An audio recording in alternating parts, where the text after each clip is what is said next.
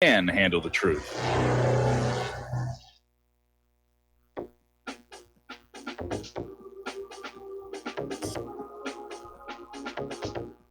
What really happened with your host, Mike Rivero. You're listening to the Republic Broadcasting Network, where you'll find out what the Fukushima's going on. And aloha, America. Welcome to our show today. It's Wednesday, March 7th, 2018, middle of the weekday, hump day, starting that long, slow glide down to Pauhana Friday, and whatever other insanity is due in store.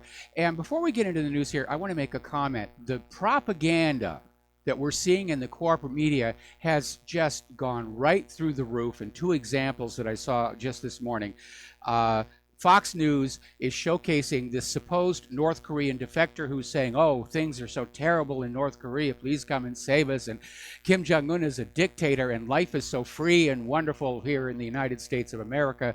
And one reason that you might want to question that is because before the war on Iraq, the corporate media had Iraqi defectors, or people they claimed were Iraqi defectors who are out there saying, oh yes, Saddam's got those nuclear weapons.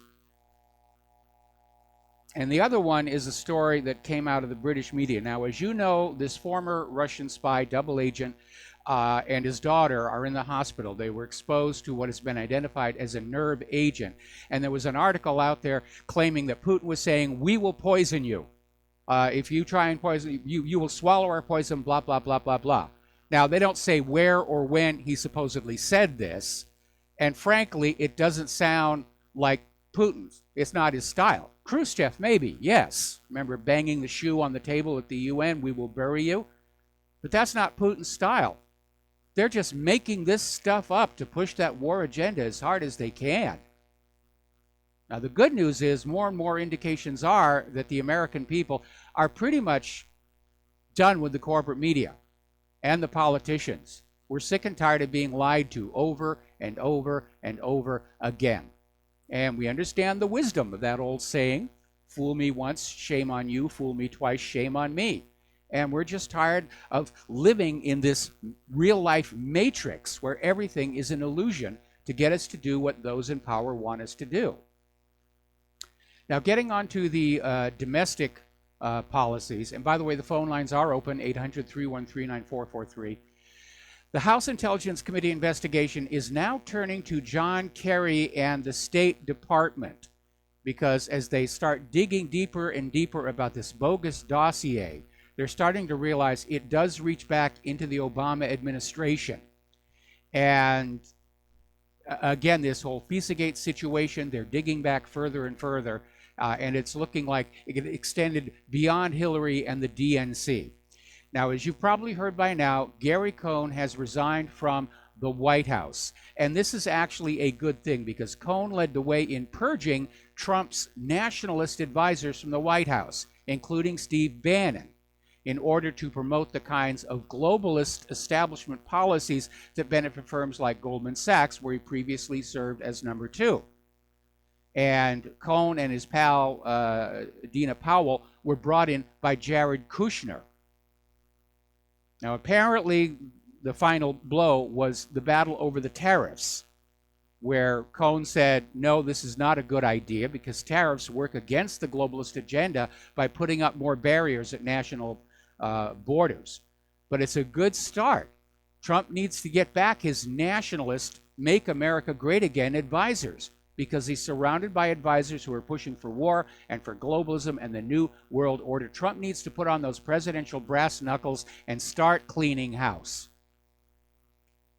Now, Devin Nunes is saying that ever since they sent out a series of questions about that Clinton dossier, apparently some of the Obama officials who were on that list to answer those questions have sort of gone away. They can't be found. And Nunes is saying they're basically hiding from us. They don't want to answer the questions. If they don't, they're going to be subpoenaed. You try hiding from a subpoena, you can get into some real trouble.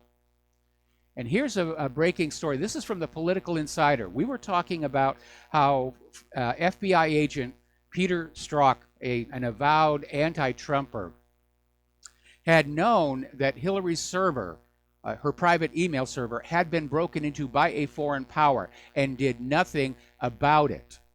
Well, apparently, this went much higher than Peter Strzok. Remember, former FBI Director James Comey confirmed the Hillary server was hacked. And basically, we know that they changed the wording on the final FBI report on the server to help Clinton avoid federal charges. They changed extreme negligence, which is verbatim Title 18, to reckless, careless. It's really the same thing here.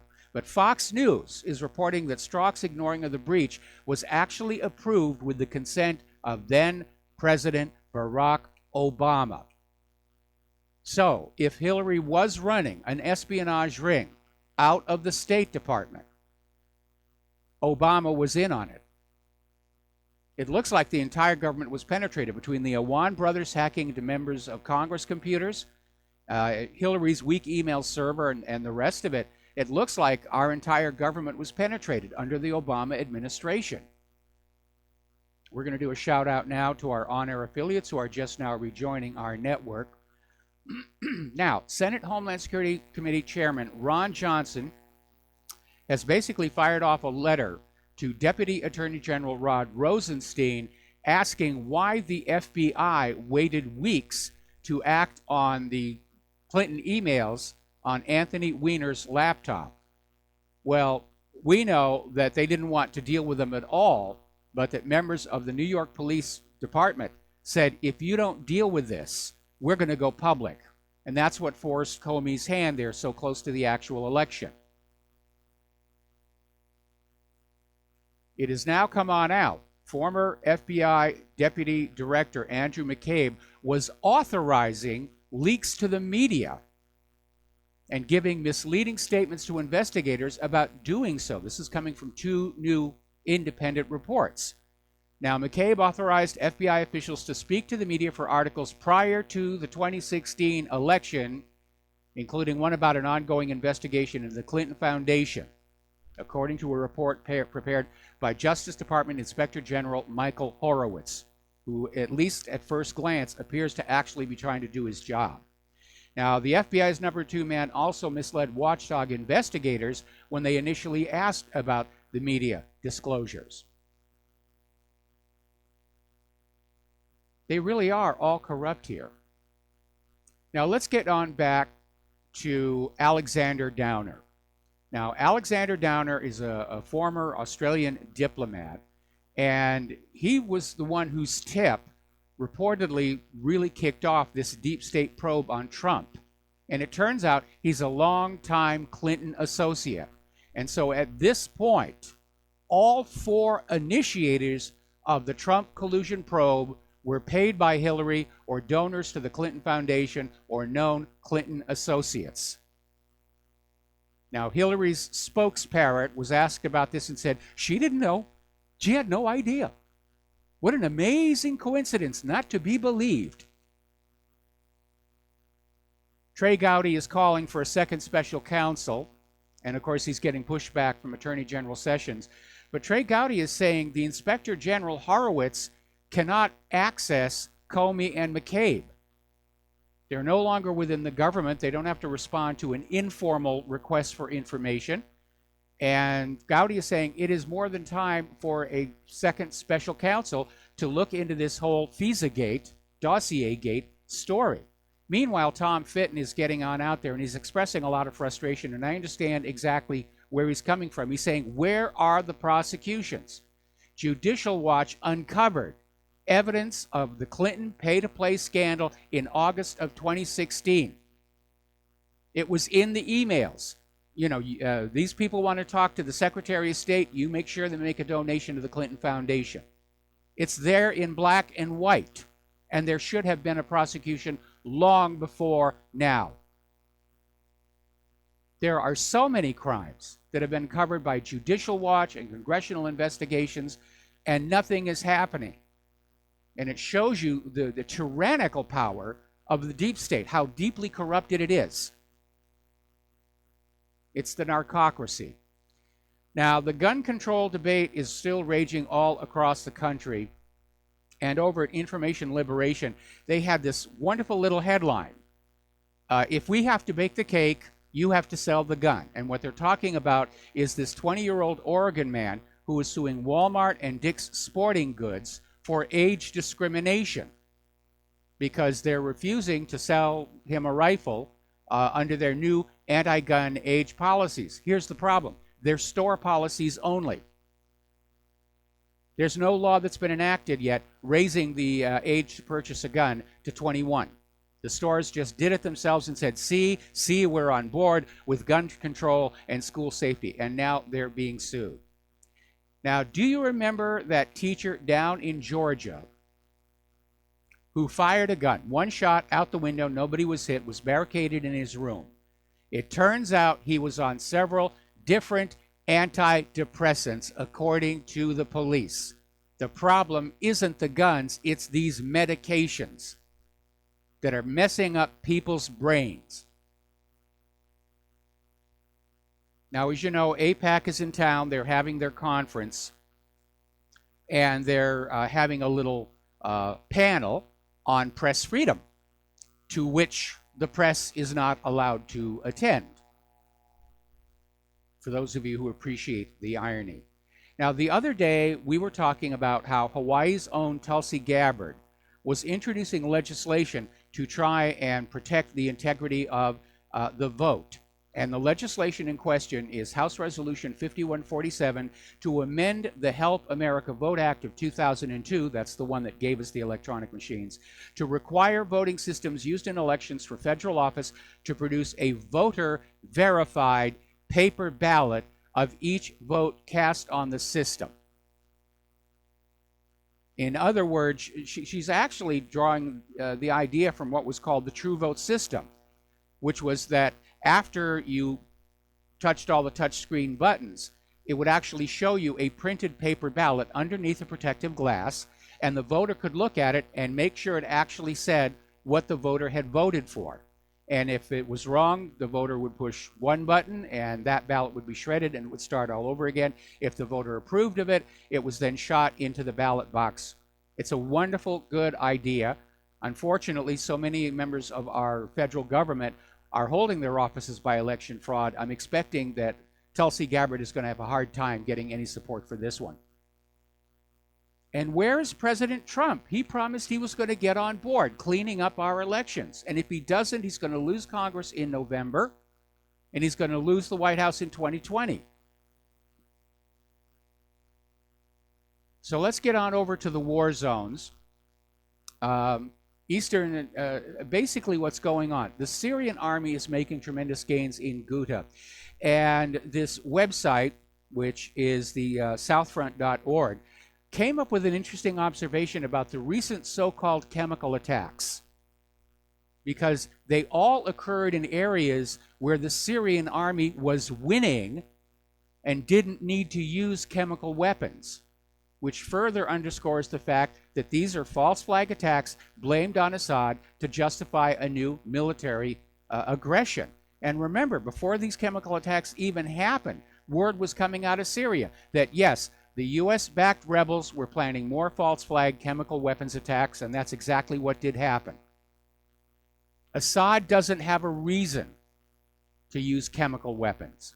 He's winning the war, and he understands that the use of chemical weapons will be seized on by the United States to launch a new attack on his country. And in point of fact, we're seeing this article out of Sputnik News, U.S. considering new attack on Syrian government based on the chemical weapons. Boy, have we been down this road before. Saddam's nuclear bombs, torpedoes in the Gulf of Tonkin, Spanish mine in Havana Harbor, Assad's sarin gas, over and over and over again. When are you going to stand up and start screaming, I refuse to be lied to anymore? Because that's what all America has to do right now. Just stand up and say, you are lying. Your words are worthless, and I am not listening to you anymore.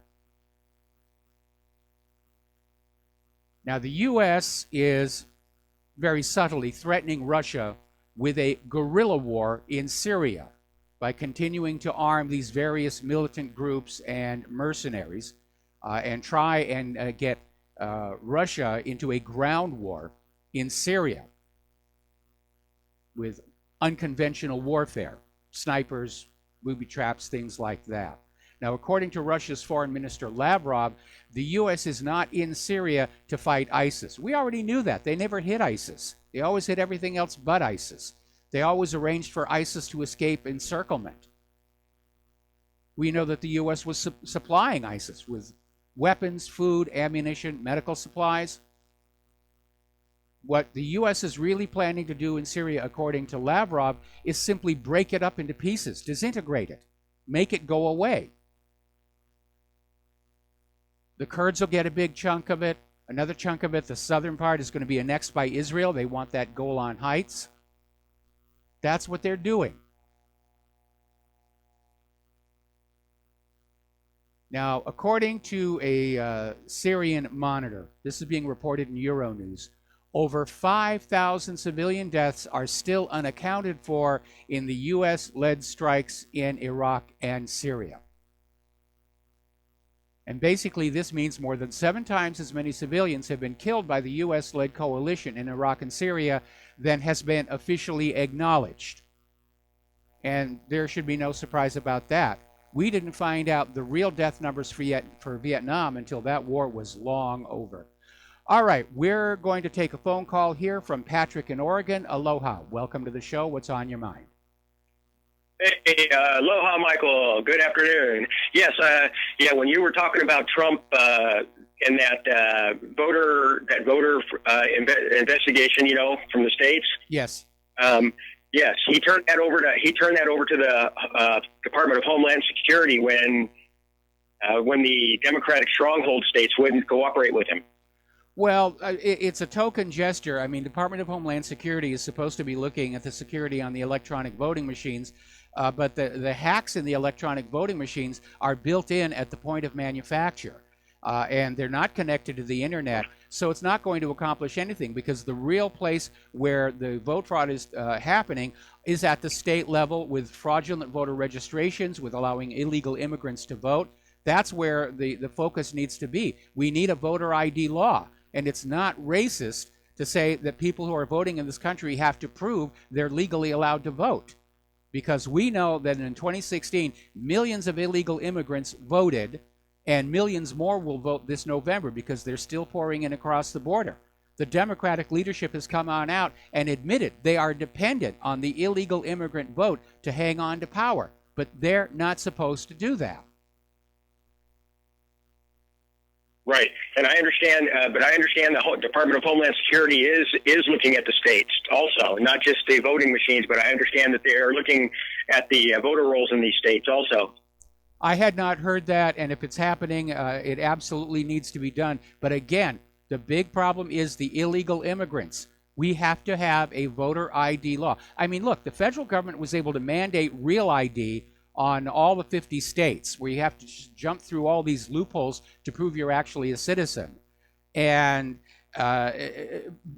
why should we not do the same for the illegal immigrants when they're trying to vote? They're trying to vote our country away from us and into their hands, because the Democrats are promising them that. Yep, I agree with that. I agree with that 100%, Michael. Yep. Okay. Yep, we do. Yep, we do need some kind of an ID system to keep these illegal voters from voting. Yes, I agree with you 100% on that. And it's got to be an ID system that is based on being a legal citizen. Up in Chicago, Rahm Emanuel is issuing IDs to the illegal immigrants and declaring that they will allow these immigrants to register to vote and then vote. That's not allowed. Non-citizens are not allowed to vote. And we're seeing all these Democratic strongholds just in flagrant violation of U.S. law. We're seeing it in Chicago. We're seeing it in California. Big stink out there about the immigration issue. And again, it's time for Trump to put on his presidential brass knuckles and start bringing about the changes he campaigned on. Because so far, we're not getting the Donald Trump that we voted for. Patrick, thanks an awful lot for the phone call. We got to take a break for commercials, and we'll be right back.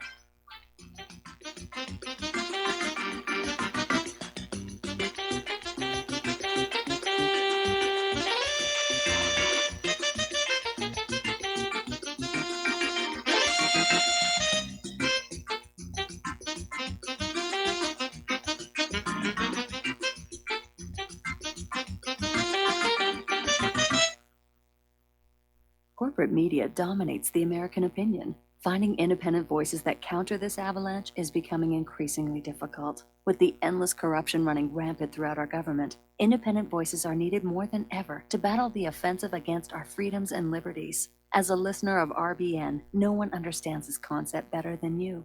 Now it's up to you to do your part. The time has come for you to take action and begin broadcasting the truth to hundreds or thousands of people every month. Sound impossible? Quite the contrary. With pointed slogans from LibertyStickers.com, you can reach countless sleeping Americans unaware that they live in a real-life wonderland. LibertyStickers.com has a huge inventory of political bumper stickers and messages that reflect the truth about our government, our politicians, and the future of America. With so many in stock, there's one perfect for you. Visit us today at LibertyStickers.com. Again, that's LibertyStickers.com. Do your part. Your voice is important. Let it be heard.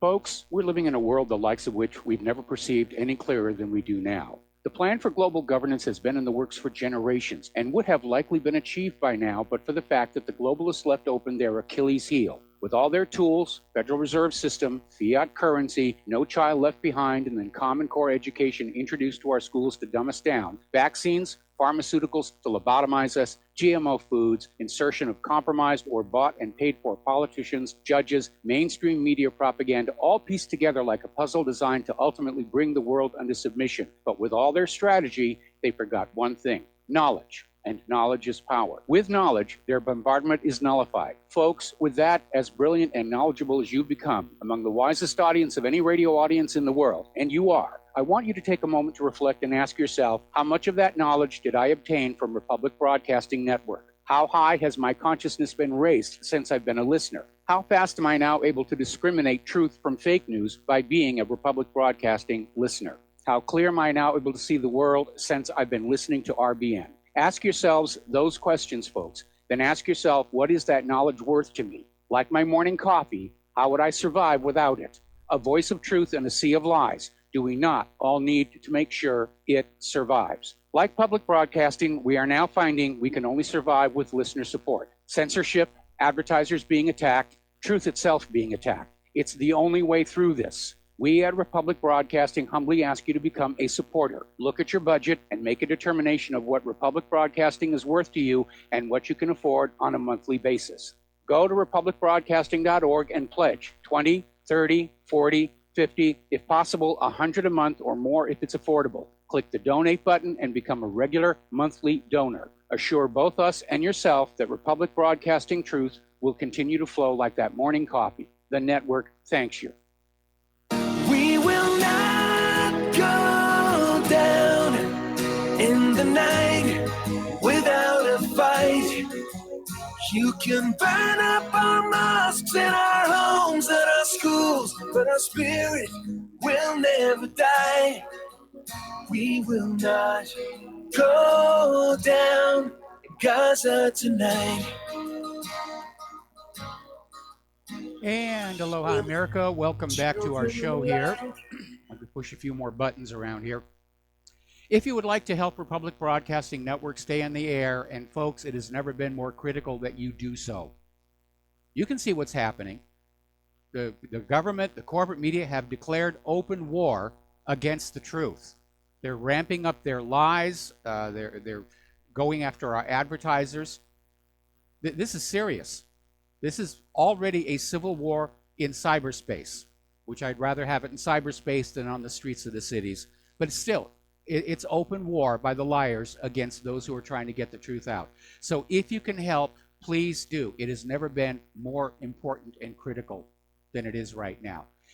The address to send a check or money order to is Republic Broadcasting Network, 2251 Double Creek Drive, number 302.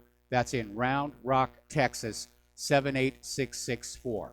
The phone number, if you want to pledge to be a recurring subscriber, is 800-724-2719, extension 03. Now, getting on back to AIPAC, Netanyahu's had his speech up there on the stage, and he's out there ranting about Iran. We must stop Iran. We will stop Iran. We have to deal with this challenge. The translation is, you Americans are going to stop Iran for us. You know, we're not going to spend our money. We're not going to risk our precious children going into Iran. That's your job. That's what your place in the world is.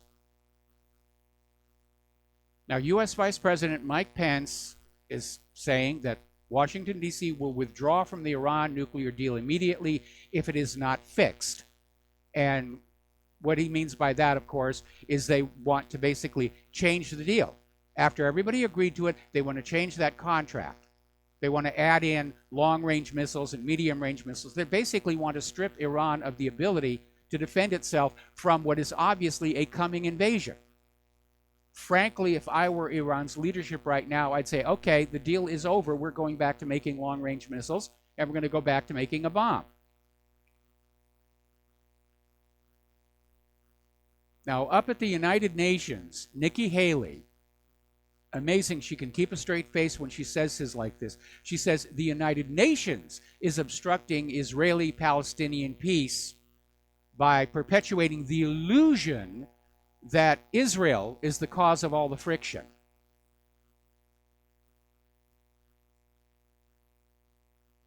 To the sounds of muffled laughter, I'm sure. Over at Popular Mechanics, and let me preface this by reminding everybody that Popular Mechanics definitely toes the government line. I remember when they came out with their article attacking anybody who questioned the official story of 9/11, and they were quite insulting and it was a smear campaign. How could you doubt the government? Well, the government's given us lots of reasons to doubt it. So now they have a story out there, what Putin would nuke. And they're detailing this hypothetical first strike scenario where Russia just attacks us without warning and where they're going to bomb. So this is more of this be afraid of Russia propaganda from Popular Mechanics. They're laying it on thick. They're using the Beck's howitzer on us all right now. Now, Putin says that Russia is not going to start a nuclear war. And he says, why would we want a world without Russia? And again, he's sending that signal. Nobody's going to win a nuclear war except the bankers. Now, over in the Kashmir region, the Pakistan military have shot down an India spy drone, which is only increasing tensions in that part of the world. That's another possible flare-up point. And India and Pakistan have nuclear weapons. This thing could really get out of hand. Now, Fox News had a story featuring General Robert Ashley, who's director of the U.S. intelligence agency, one of the 17. Basically came on out and said that, yes, everybody's focused on North Korea's nuclear missile programs and Russia's recent unveiling of a heap of new deadly weapons. But according to General Ashley, the real threat is China, because China is creating advanced futuristic weapons capable of wiping out the West's current military technology. Well, a big reason for that, of course, is that the West's current military technology is pretty much old. They keep remanufacturing the same things over and over again, and they don't really do a very good job. The quality is not there. And that's the issue. And more money isn't going to fix the problem because of how badly they spend the money. Look how much money they've simply misplaced. Trillions and trillions of dollars. Unless they've built some huge orbiting Death Star that's hiding behind the moon, and they're going to win the war with that one. But you don't pour more money into a Pentagon that has proven to be so irresponsible in spending it. And again, I highly recommend the movie The Pentagon Wars. It's very lighthearted and humorous, but it is based on the real story of the development of the Bradley infantry fighting vehicle. And it shows just how messed up the U.S. military procurement system really is. We're going to take another break for commercials, and we'll be right back.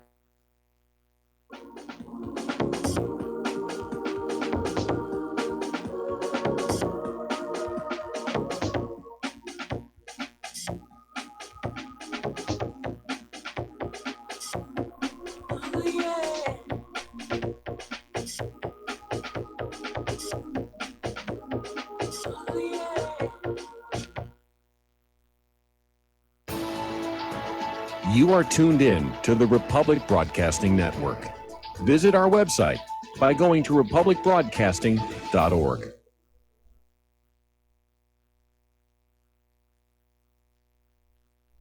Homeowners, are you in foreclosure, expecting to be served with a foreclosure lawsuit, or suspect your lender has coerced you into an illegal mortgage transaction? A huge number of mortgages made in the last 10 years have legal issues and are possibly defective. State laws and the U.S. Supreme Court have upheld that defective mortgage documents are grounds for foreclosure defense and for counterclaims in favor of the homeowner. If your mortgage has been sold or assigned since closing the loan, it may be defective and you may be paying the wrong party, and the lender may not have standing or the right to foreclose or collect payments under the law. If you would like to know if your mortgage is legal or not, or know if you are paying the right party, we can help. Our initial consultations are free of charge. We are not attorneys. We are legal researchers and work closely with experienced lawyers who know how to help you find the evidence to help you keep your home. Call toll free 1-855-2-KEEP-IT. That's 1-855-2-KEEP-IT today. Hey gang, Patrick Slattery here with an important message that is pertinent to anyone who shops for groceries, eats food, or just has an inquisitive mind like myself. What I'm about to introduce you to is a segment of our food culture that has been kept so low profile for the American public that virtually no one is aware of how dominant it is on our refrigerator and cupboard shelves. What I'm talking about is the kosher certification industry and a new app, Koshertified, that delivers a comprehensive education on all aspects regarding this little-known practice. After reviewing this app, I found that it is useful for practically anyone who purchases food, regardless of their religious faith or identity. Its database of products not kosher certified is a win-win convenience for all food-conscious people. So why not check out the kosherquestion.com or click on the link at nationalbugle.com and see how modifying your grocery shopping with the Koshertified app can make a huge difference for your future. Without the right accessories, any guy can be off the mark. Whether you've invested thousands in your arsenal or you own a single trusted firearm, a visit to AROutfitting.com is in order. It's one of the finest online selections of tactical optics and AR parts and add-ons, like EOTech, quick target acquisition with no peripheral loss. Browse the full range of Nikon scopes and binoculars. AROutfitting.com can illuminate your world with Streamlight gun-mounted lights from keychain to large handhelds up to 1,100 lumens. Find some stability with Battenfield tactical bipods. AROutfitting.com has CMMG gun parts, barrels, assemblies, handguards, part kits, and more, plus mag-full clips and magazines. I know I've got you excited, so take a breath. Head to AROutfitting.com. The site's super easy to navigate and features a ton of technical info, including links to manuals. We also welcome vendor and manufacturer inquiries. Remember, if you don't see it, we can get it at AROutfitting.com.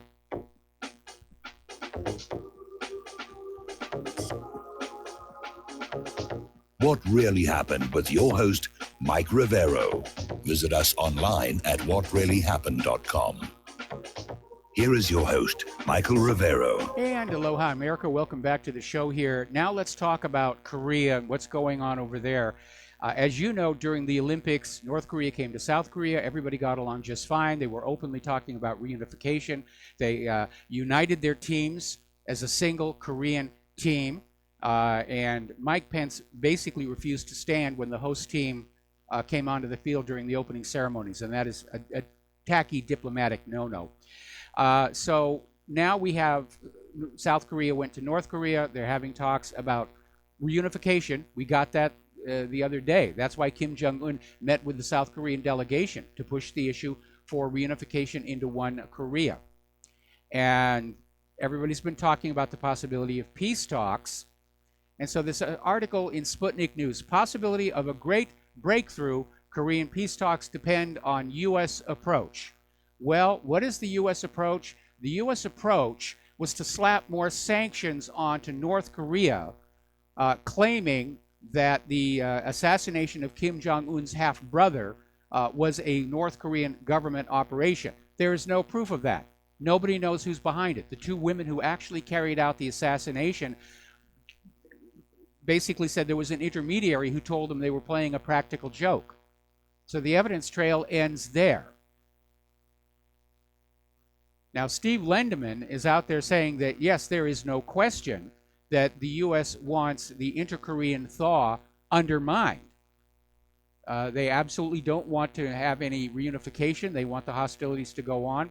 And I think this is a good place to use a quote that somebody sent me for the Master Quotes file. It is the function of the CIA to keep the world unstable and to propagandize and teach the American people to hate and fear. This is John R. Stockwell, a former CIA officer. That's what's going on here. The U.S. is trying to keep the world in turmoil. They're trying to keep the American people cowering in fear and hating who they're told to hate. But ladies and gentlemen, we're all adults. We can decide for ourselves who we should hate and who we should not. And my general rule of thumb is if the government is telling me to hate somebody, I'm going to be kind of mellow toward them because something is going on. So Lendeman points out Washington has been hostile towards North Korea throughout the entire post-World War II era because of its sovereign independence.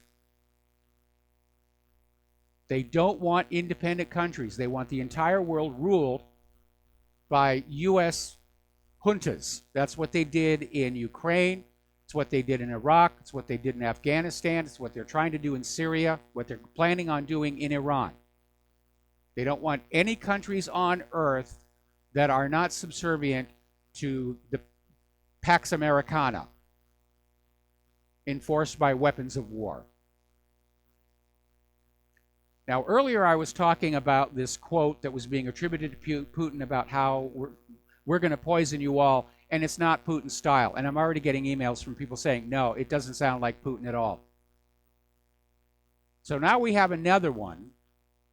This is also from the Daily Mail, where Kim Jong-un says the U.S. is the sworn enemy to humankind. And this supposedly came out of Pyongyang's Rodong news outlet, which is accusing America of being intent on pushing the planet into another dreadful nuclear disaster and destroying world peace and security. Well, that last part certainly lines up with what Stephen Lendeman's saying. Now, South Korean President Moon Jae-in is saying you shouldn't get too excited over the denuclearization talks, because probably Moon Jae-in realizes that North Korea would be insane to give up their nuclear weapons. It's like putting out a welcome mat. Please invade us to the United States. Now, the U.S. Navy is now boasting that they have accomplished their first shipboard deployment of the F-35B to the Pacific, and specifically the USS Wasp, and it departed Japan with an airworthy squadron of the jets aboard. And apparently they had, let's see, they don't see how many are in the squadron. I heard somewhere else it was 6. And now we're actually going to see those things in actual use and see if they hold up. The plane still has problems. It's got major problems, and they're trying to put it out there into the field. Now, the Department of Defense has blatantly admitted on Twitter that it works with Hollywood to sell you war propaganda. And basically, they're saying, I mean, it's been documented for many years, but the DoD is now admitting it. It, quote, works with Hollywood to ensure the military is portrayed correctly in films. Not accurately, correctly. Meaning, we're the good guys. We're the sweetest smelling army in the world. And all those other people, they smell bad and they're evil. And this is no different from the Nazi propaganda films from World War II. And as we look back on them today, we see very easily it's just propaganda. And I'm sure that future generations will look at the present fare from Hollywood and realize it's war propaganda. I mean, even looking at Hollywood fare from World War II, you look back on it and realize it was propaganda. Now, as you know, the Russian elections are coming up, and they're trying to demonize Putin any way that they can, to try and make it look like he's a tyrant and a dictator. They're trying to basically interfere with the Russian elections. So basically, the BBC has come on out and declared that Putin must have been behind the assassination of Anatoly Sobchak. And their entire case rests on the fact that Putin cried at the funeral. Oh, he was crying to cover it up. That was the entire case. He must be the assassin. He was pretending to be sad. He was pretending to console the family. Remember when Bill Clinton walked out of Ron Brown's funeral? He was laughing his head off until he saw the cameras, and then he immediately went into his crying act. Now, they're trying to make a big deal about the poisoning of this Russian double agent and his daughter. They're in the hospital, and it is serious. But they're trying to make it like major. And over at the Express in Great Britain, they're saying the Russian spy poisoning is Putin's declaration of war. Great Britain is now in an entirely new game. Well, first of all, there's no evidence that Russia had anything to do with it. They may have just decided they needed a dead body and a bloody shirt, and this guy was all used up anyway. And I don't see the people of Great Britain ready to risk nuclear war with Russia over one former Russian spy.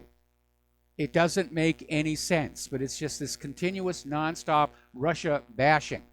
And I'm not surprised that the ratings for the corporate media are where they are right now. We're all sick and tired of this stuff.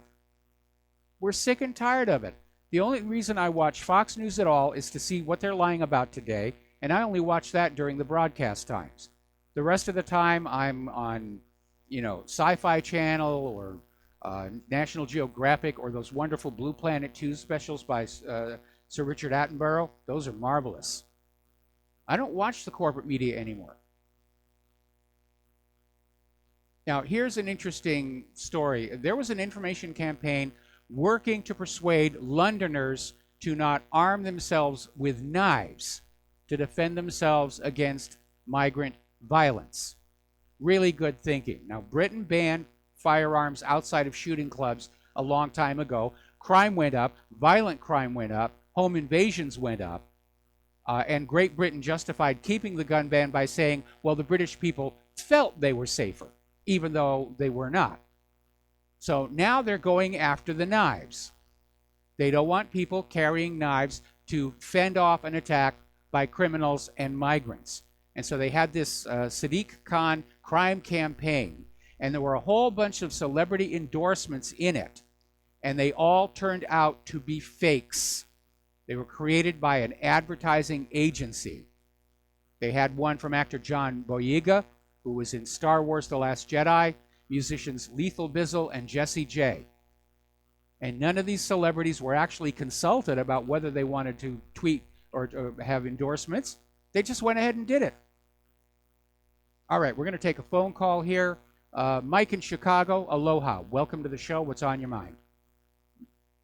Yeah, thanks, Mike. I heard you talking earlier about a real ID or, things are getting out of hand. And I do believe things are getting out of hand, and I'm going to tell you why. Because I'm 53 years old, and, I've been driving for, 35 years. But I just so happen to be a commercial driver, and all of a sudden, in the past couple of years, now they want us, no matter what, we got to bring a birth certificate or a passport. And, it's ridiculous because I've lived here all my whole life.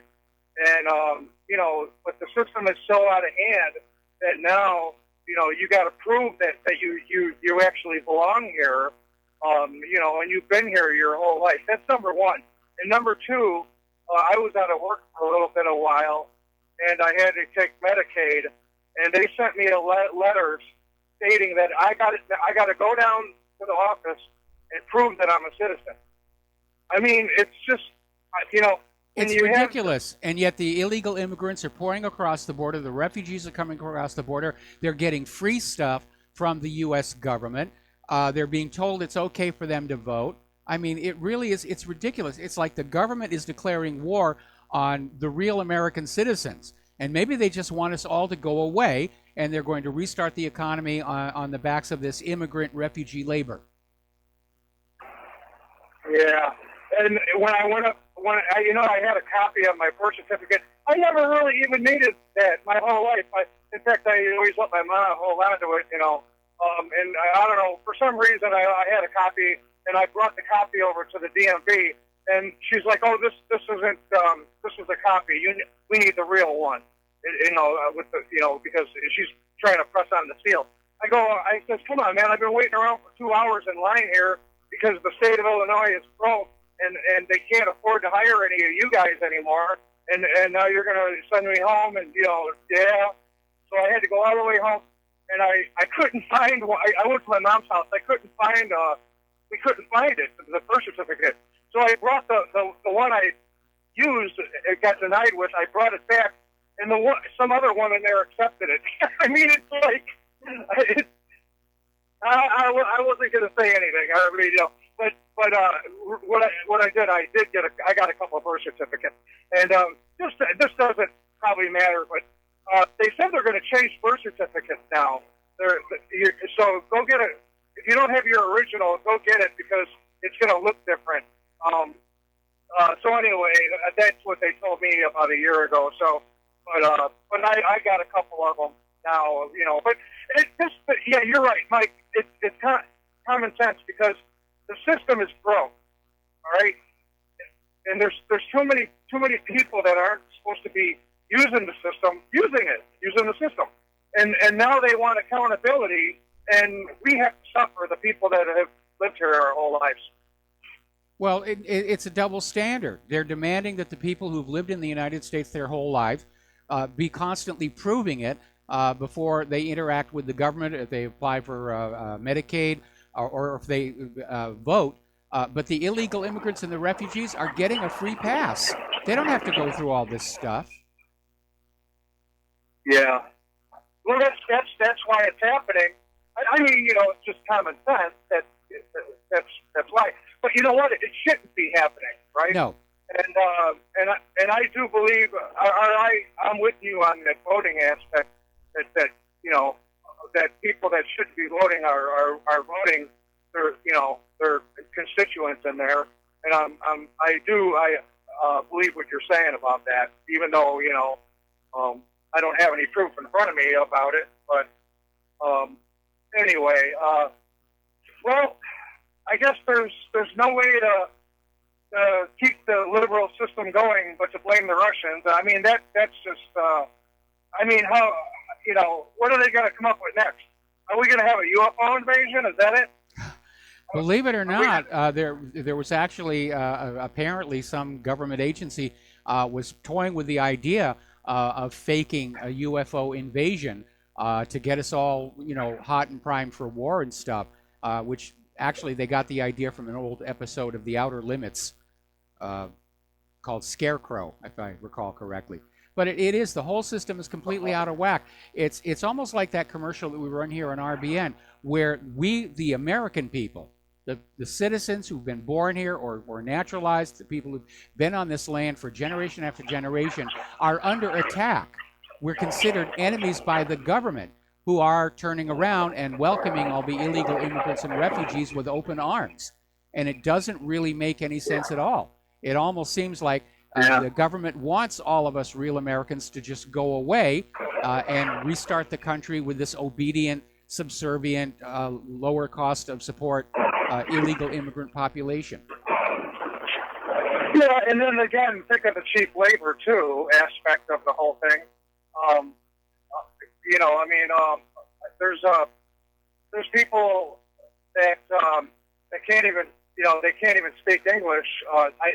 Isn't that a prerequisite to entering a country is to be able to speak the language? Well, if you're just going for a visit, no, it's a courtesy. When I was working in Europe, I tried to learn as much German and Italian as I could, and I was met with a little bit of gentle laughter, but they respected me for making the effort.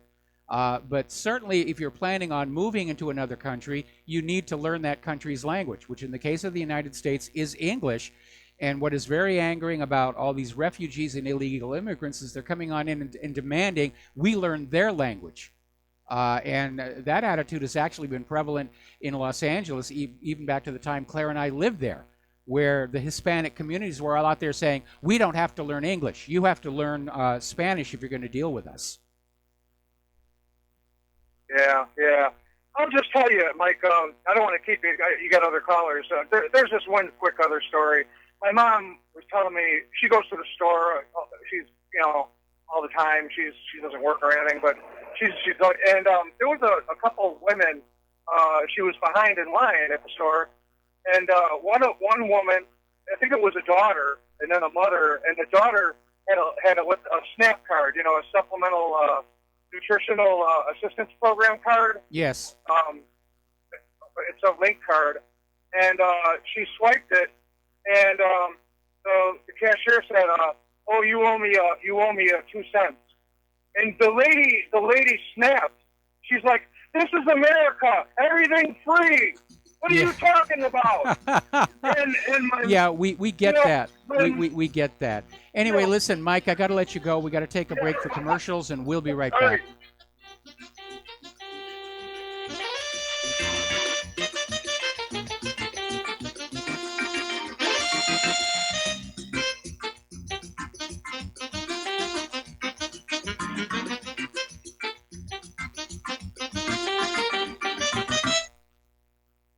Do you worry a lot? If you're forgetful, nervous, moody, or overwhelmed, chances are you're not protecting yourself from the ravaging effects of stress and anxiety. No matter the cause, ongoing stress and elevated levels of the stress hormone cortisol can rob your memory, your health, your quality of life, and your future. Now you can combat the effects of stress and anxiety while improving your memory and recall at the same time with the dietary supplement Calm and Clever. Studies show that the ingredients in Calm and Clever reduce cortisol by as much as 30% in as little as 1 to 2 weeks and increase your ability to recall facts, names, and numbers in 4 to 12 weeks. Calm and Clever was created by scientist Kurt Hendricks, a principal investigator in 2 NIH-funded studies on Alzheimer's disease. Try Calm and Clever for 2 months. You'll feel the difference. Call 1-800-758-8746 or go to calmandclever.com.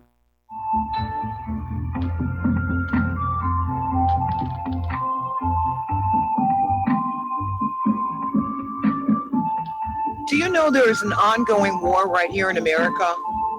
Are you aware that U.S. citizens have been classified as enemies of the state since 1933? Have you recognized that our entire government is really a vast network of interlocking corporations engaged in commerce? Look up Title 28, Section 3002. Tune in to In Defense of Humanity on Saturday nights at 7 p.m. Central Time. Find out what's really going on and learn how to protect yourself and your family as flesh and blood men and women living in a corporate reality.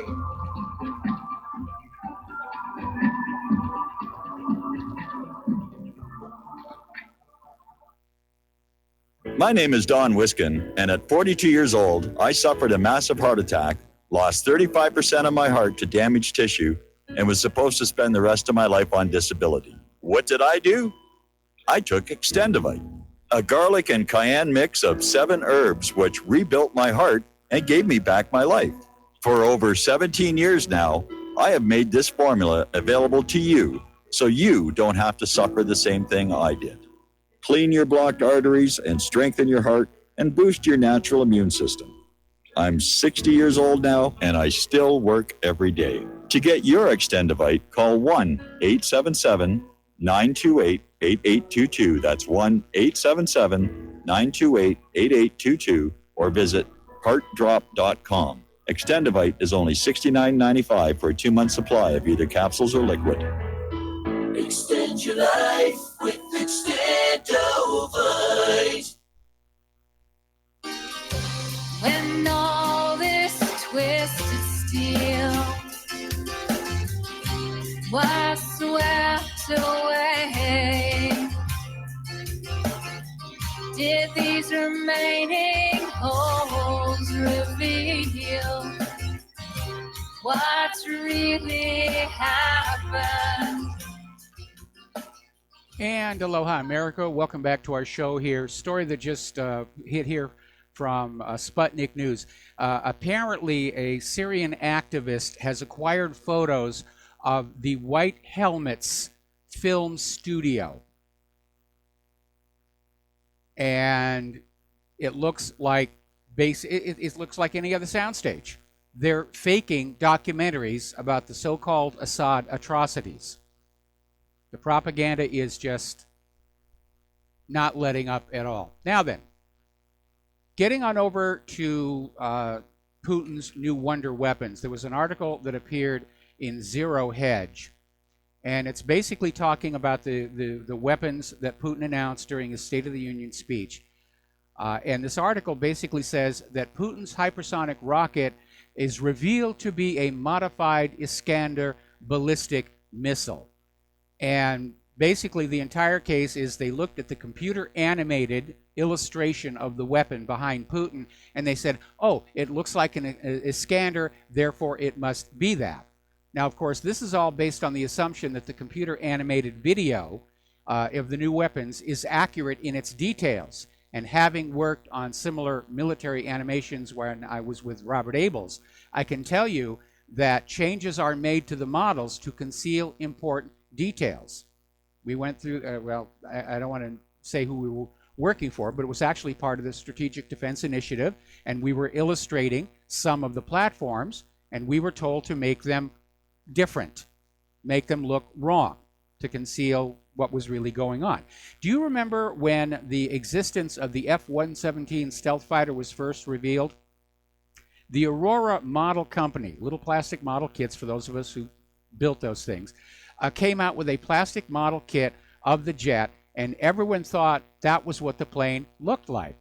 It was this long, slender shape with downturned wings and air intakes on the flat upper surface, which was the first giveaway to me that, no, this wasn't really flyable.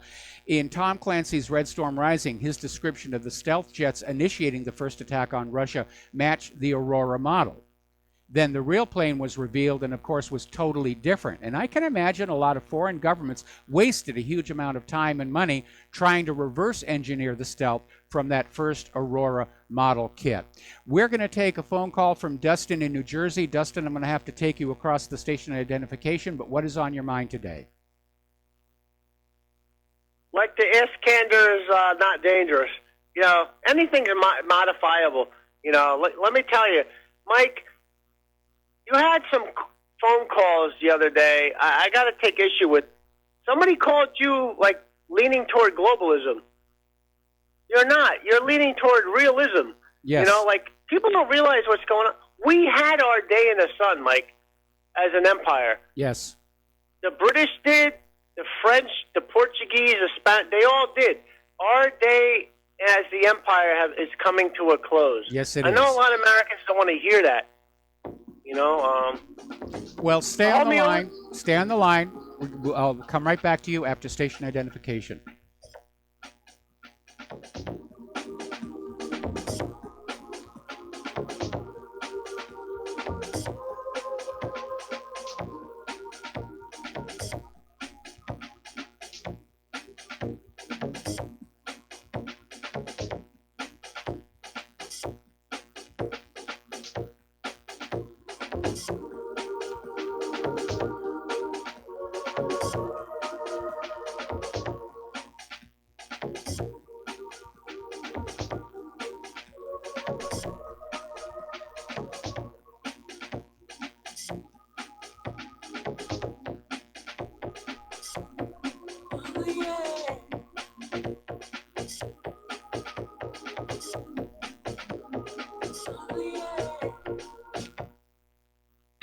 Without the right accessories, any guy can be off the mark.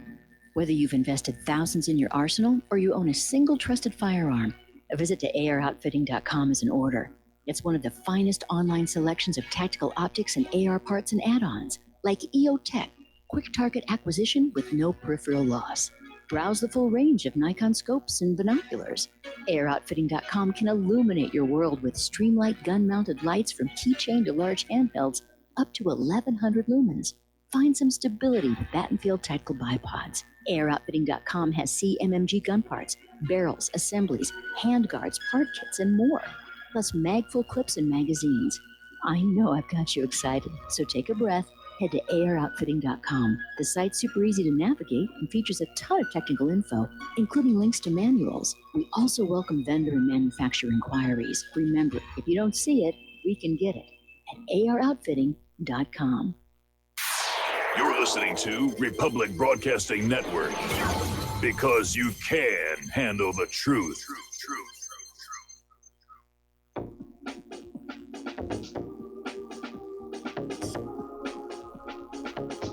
What really happened with your host, Mike Rivero, the history the government hopes you never learn.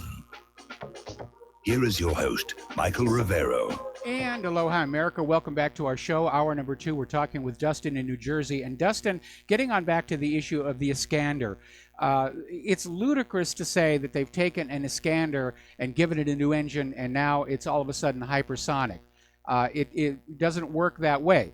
The rockets, like any aircraft, are built to basically fly in a certain speed, certain altitudes, and they're engineered to be as light as possible. If you put a more powerful engine in it, and you're still dealing with the frame that is designed to travel at a slower speed, it's going to tear itself apart in midair. So it was kind of ludicrous to say it's just another Iskander. But you're absolutely right. The United States is an empire in decline. It's been in decline seriously for the last 30 years, and to be very honest, it's been in decline ever since the foundation of the Federal Reserve, which has been bleeding away the wealth of the American people, putting it in the pockets of the bankers until there's nothing left here. Every single government seems to find some way to transfer more wealth from the American people to the ultra-rich. We're being harvested for wealth.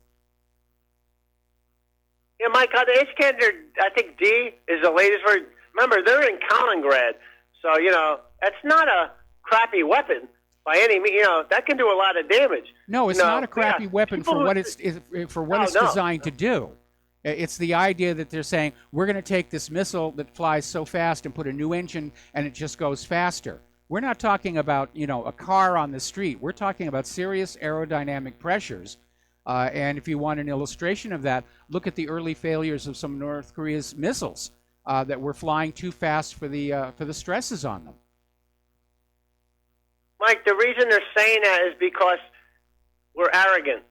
You got, the John Brennans and the Clappers and that other guy with the big mustache. What was his name on Fox News all the time? Looks like from comic book. You know what I'm talking about? The mustache, big guy. Looks like Marmaduke. I don't know what his name was. But they're always saying it's all propaganda. No, it's not. Russia's 20 years ahead on missile tech. I want people to realize 20 years ahead on missile technology. We have technology, but it's not as advanced as the Russian, like with the S-400 and the S-500 coming out at the end of the year. People need to realize, we're not, even though we spend a lot more money, we talked about this the other day, we spend $500 on a so-called hammer, which goes toward Black Ops. They spend $5, or China spends $5. Their money is more well spent on smart weapons, Hypersonic, it's a completely different mindset. It's a completely different mindset. In the United States, the military-industrial complex is all about bleeding as much money from the American people as they can. And they want the weapons to be loaded up with all kinds of stuff that makes them cost more because of these cost-plus contracts. And it's a money-making, it's a scam on the American people. That's why they wanted the Cold War to come on back, so that they could go back to scamming the American people for more money for this so-called arms race. But Russia and China, it's a different mindset. Their goal is to make cost-effective weapons, and they're succeeding. They can produce more weapons for far less money than the United States, and in a real shooting war, the side that runs out of money first loses. But that's what scares me the most, Mike. We're arrogant, and we're a hegemonic empire that refuses to let go. Yes. Mike, some of your callers, I have to disagree. They brought up the Civil War and tariffs. This is 2018. It's a different world now. It's not the same world. It's not the same world we're living in anymore.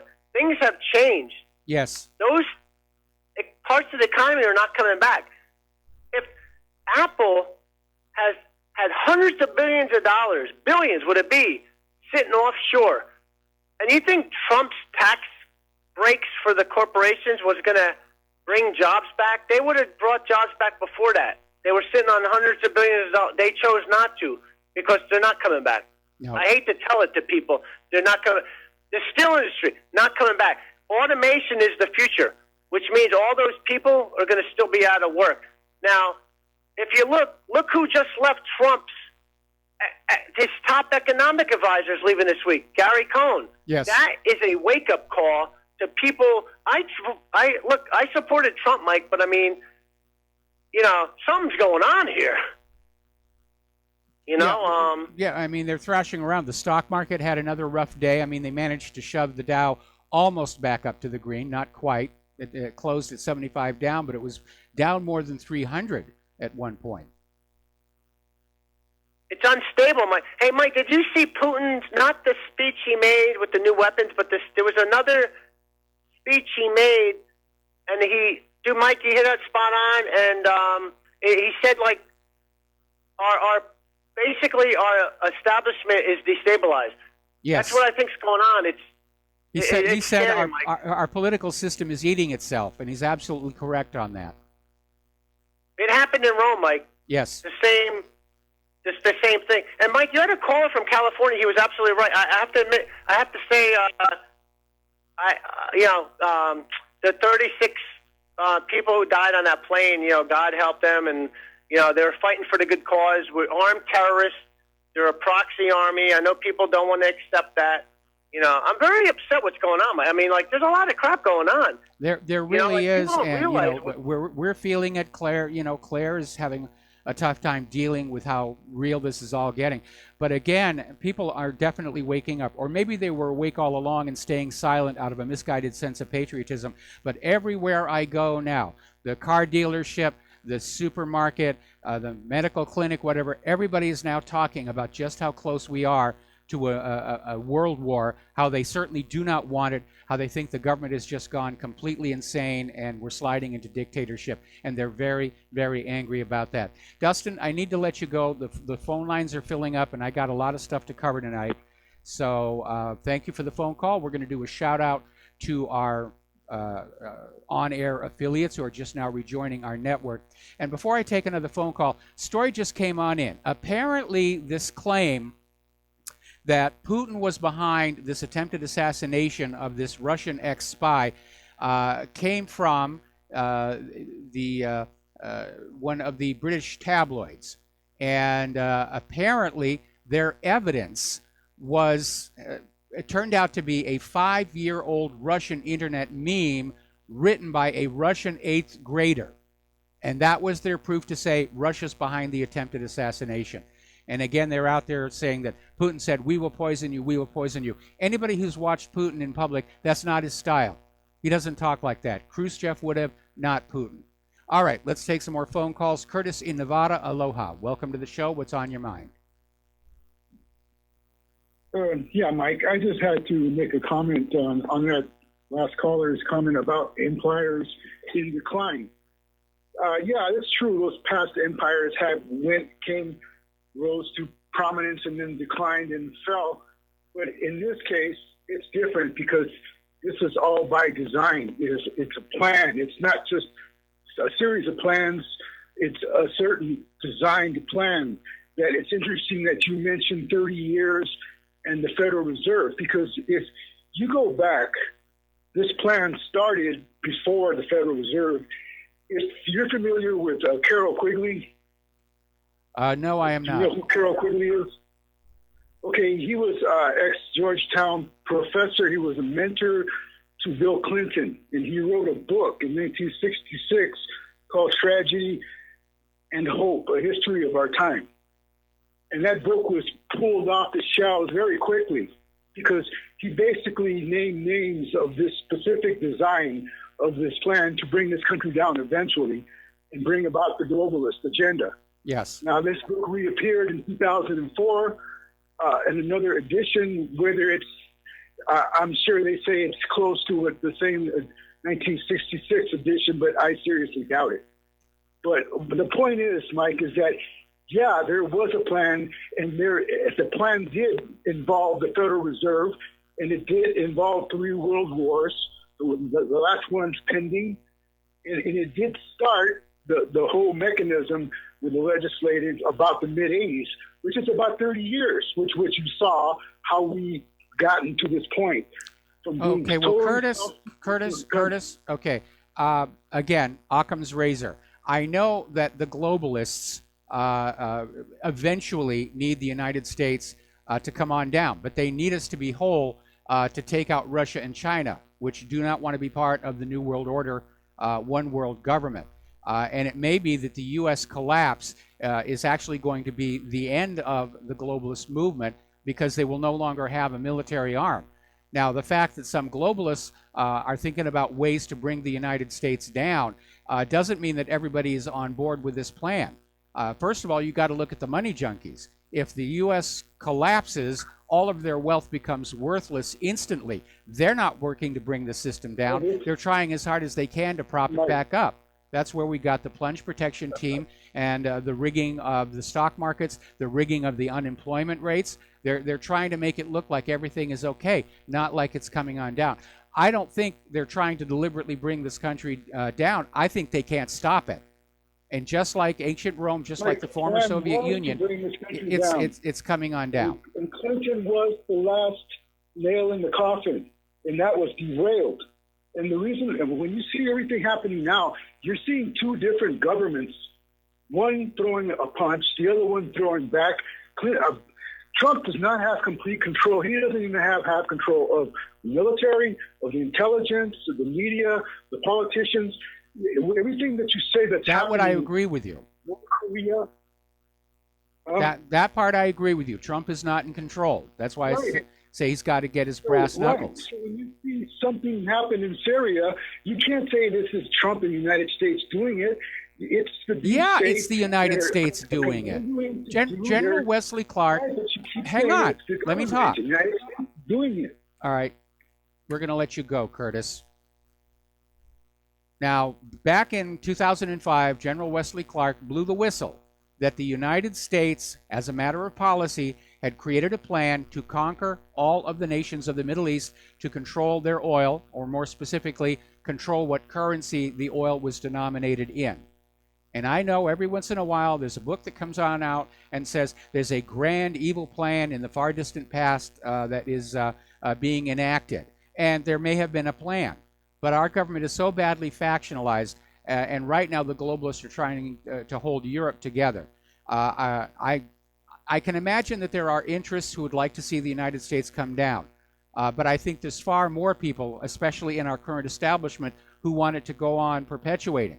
And frankly, if we could find a way to restore our constitutional republic and our democratically elected leadership, I would like the U.S. to continue as well. I don't see that happening. I think the problem is not those who are trying to bring the country crashing down. I think the problem is they can't hold it off any longer. In fact, somebody put up an article here about how this tariff war, this trade war, could be a smokescreen for the coming stock market crash. Anyway, we're going to go back to the phones. Boy, the lines are just full. Mark in North Carolina, aloha. Welcome to the show. What's on your mind? How you doing, Mike? Doing Mike, okay. I wanted to really first talk about those missiles, but you piqued my interest about China. Because, you know, I listen quite a bit to InfoWars, too. And according to Alex Jones all the time, China is part of the globalists. They're part of the, you know, and that they're a main instrument of the globalists, and that's the type of society they have. And that's what the globalists really want, is something like China. And you say something different, and I've heard other people say different things about China too. So I'm just wondering, what really do you think is the deal with China? Do you think they're part of the New World Order? Do you think they really don't want to be part of that? I think probably the vast majority of nations on Earth don't want to be part of the New World Order, especially seeing what the globalists have succeeded in doing to Europe right now. China is the world's oldest continuing nation, and they've gone through some dramatic changes, but they love their sovereignty and they love their history, and I don't see China as being amenable to surrendering their national identity and their heritage and traditions to be part of a global mass of humanity. I don't see that as happening at all. Well, I'm talking basically about the leadership of China. You think that's the case? And are they really communist anymore? That's another thing. Everybody says communist, communist, communist, communist. But there's everything I know about communism.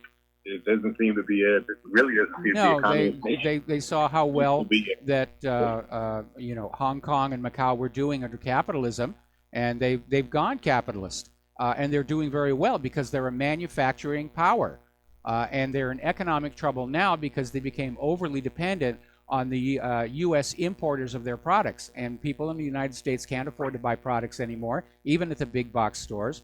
And so it's all slowing down.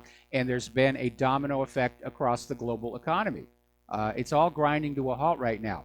But in answer to your question, no, I don't see China wanting to be part of a new world order. I don't see Russia wanting to be part of a new world order. And the more and more,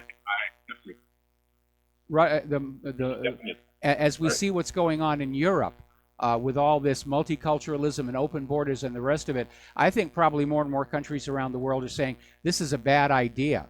The problem I have with the New World Order is it's being brought about by subterfuge and hoax, global pandemics, global economic crash, global environment, global warming, for example. And so just as we're seeing the corporate media try to do to the independent media right now, a global government is going to be the worst tyranny in history. It's going to have to be to survive the circumstances of its own creation. Well, as far as Russia goes, they're the nemesis of the globalists. The thing is this: there is a I've heard of quite a bit, and especially who proposes it a lot is that fool Glenn Beck, that mental case that Russia is behind every nationalist movement, including our own. They're behind the like Madame Le Pen there in France, the guy there in Italy. I'm not sure what his name is.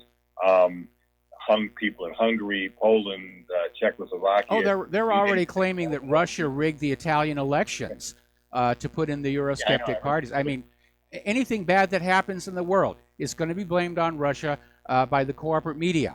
It rained today. Obviously, Russia has a weather weapon. My car got a flat tire. Vladimir Putin is putting nails in the road. I mean, it is that over the top, and that's silly. And it's if we're stupid enough to believe it. I mean, I even heard this new thing now. They say that the Second Amendment. Oh yeah, that idiot Schiff there, Adam Schiff there. The globalist there from California. Yes. He says that the reason the Russians support the Second Amendment because they want us to kill each other. That's plain ridiculous. I mean, some of the quotes by the gun grabbers. In fact, right now there's an article on the front page of whatreallyhappened.com, and it's titled "The Top 10 Most Idiotic Anti-Gun Statements Made by Leftists," and you have to read it. You will be laughing at just how clueless these people are about the subject. Hey, by the way, do you hear about what happened to Schiff there when those two Russian comedians got a hold of him and he fell for it, hook, line, and sinker? Oh yeah, that was wonderful. About Brighton Beach in Brooklyn, Uncle Misha. You should talk to Uncle Misha there, and they'd have information about Trump running around nude or something like that. Yeah, I remember that one. God, that was funny, and he just fell for it. He was just so desperate to find something that they can use, and Donald Trump is really nice. The image of him running around naked, not something I want to see. Yeah. Anyway, Mark, we're going to let you go. And we're going to hold off more of the phone calls until after this next commercial break.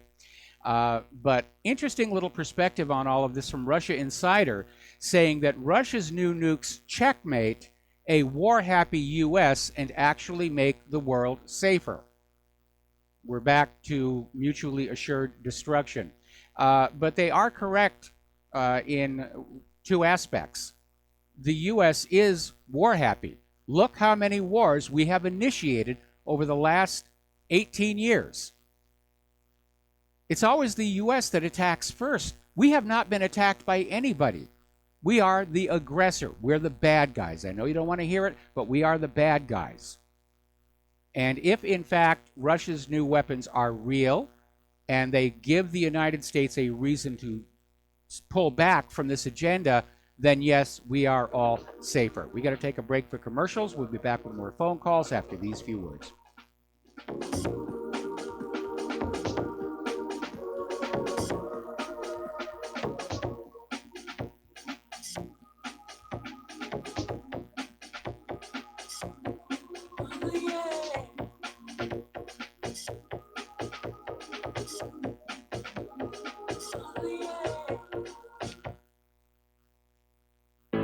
Many people tell us about their experience with Extendivite. Just listen to what Glenn has to say. Prior to taking it, I had diabetic neuropathy. The Extendivite reduced that significantly. Acid reflux was reduced. I had athlete's foot, very severe. Trimmed that down to about 75%. Dandruff, almost completely gone. I had occipital neuralgia at the base of my skull. I was having migraines, reduced by about 90%. Heart palpitations, my heart would kind of stall out. I would skip a beat. Very uncomfortable. And when walking from downstairs going to sleep, by the time I got to the bedroom, which is just one flight of stairs, my heart was pounding, coming out of my chest. My vision was blurry. This completely solved that problem. Great product. Thanks. Tell us your story. Get Extendivite today. Call 1-877-928-8822 or visit heartdrop.com. Extend your life with Extendovite. For the past 14 years, it's been my privilege to host the National Intel Report on RBN, to offer a platform to interview exceptional guests, to provoke critical thought, and examine evidence, whether real, fake, or somewhere in between, and allow our audience to call in and participate with your input and questions in order to help us all reach an educated decision and arrive at our own truth. Our world has changed. It's now been turned on its head. Real is now considered fake, and mainstream fake is now pushed as real, rather than any clear thinking, consensus, or rationale. Those few remaining beacons of light, the ones still shining through the mainstream media lies, propaganda, and deception, are being viciously attacked at every level through attempts at censorship, threatening advertisers, jailing hosts, and even killing journalists brave enough to speak the truth to you. We are in a war for our very freedom and existence, and through these despicable acts, freedom haters, collectivists, and communitarians have shown that they will stop at nothing to blot out these last few beacons of light. Truth is becoming increasingly more difficult to unmask, just as the term unmasking itself is spoken by those usually anonymous sources. They promote their lies, wishing to mask the truths by ignoring it, vilifying it, or conspiratorializing it into a black hole abyss. Regrettably, RBN has reached the tipping point, and through internal audit and actuarial review, it has now been determined that the only life raft of survival to this network is to go the way of PBS, that being audience-supported. Like a cornered animal, the left with veracity is pulling out all the stops with every effort to effectively blacken our beacon forever. Help us, folks. Help yourselves. Don't let our light stop shining. Our motto has always been, because you can handle the truth. It's time to review your budget, folks. If you want the truth to keep flowing through RBN, go to republicbroadcasting.org and become a regular monthly donor of $30, $40, $50, or $100 or more a month and ensure you keep the truth flowing. We the people, in order to form a more perfect union, establish justice, ensure domestic tranquility, provide for the common defense, promote the general welfare, and secure the blessings of liberty to ourselves. And aloha, America. Welcome back to our show here. We're going to go back to the telephones to Cody in Texas. Aloha, Cody. Welcome to the show. What's on your mind today? Aloha, senor. Aloha. I've got a comment about Mueller after I ask you a couple questions about when is somebody that's doing all this investigating on the Clintons going to put two and two together? This goes all the way back to Bill Clinton being the district attorney for Arkansas, negotiating all the deals with China to get into the United States in the first place. Not to mention that, we lost that laptop with the nuclear weapons secrets in it just about the time that we started allowing North Korea. So this treasonous espionage has been going on for over 30 years. And when are they going to put point A to point B to point C and realize that this is just their modus operandi, whether it's the coal fields that they shut down here in the U.S. so they can start selling, so the U.S. will start buying from overseas. When you were talking, it was either yesterday or the day before, about what they did with Uranium One, how they shut down our uranium, and it just all is complete reflections of scandal after scandal after scandal, and they all are tied into the same brain factor that's creating all this, scandal after scandal. Yeah. Well, I'm sure that everybody inside the Beltway knows what the Clintons have been doing, knows what everybody else has been doing.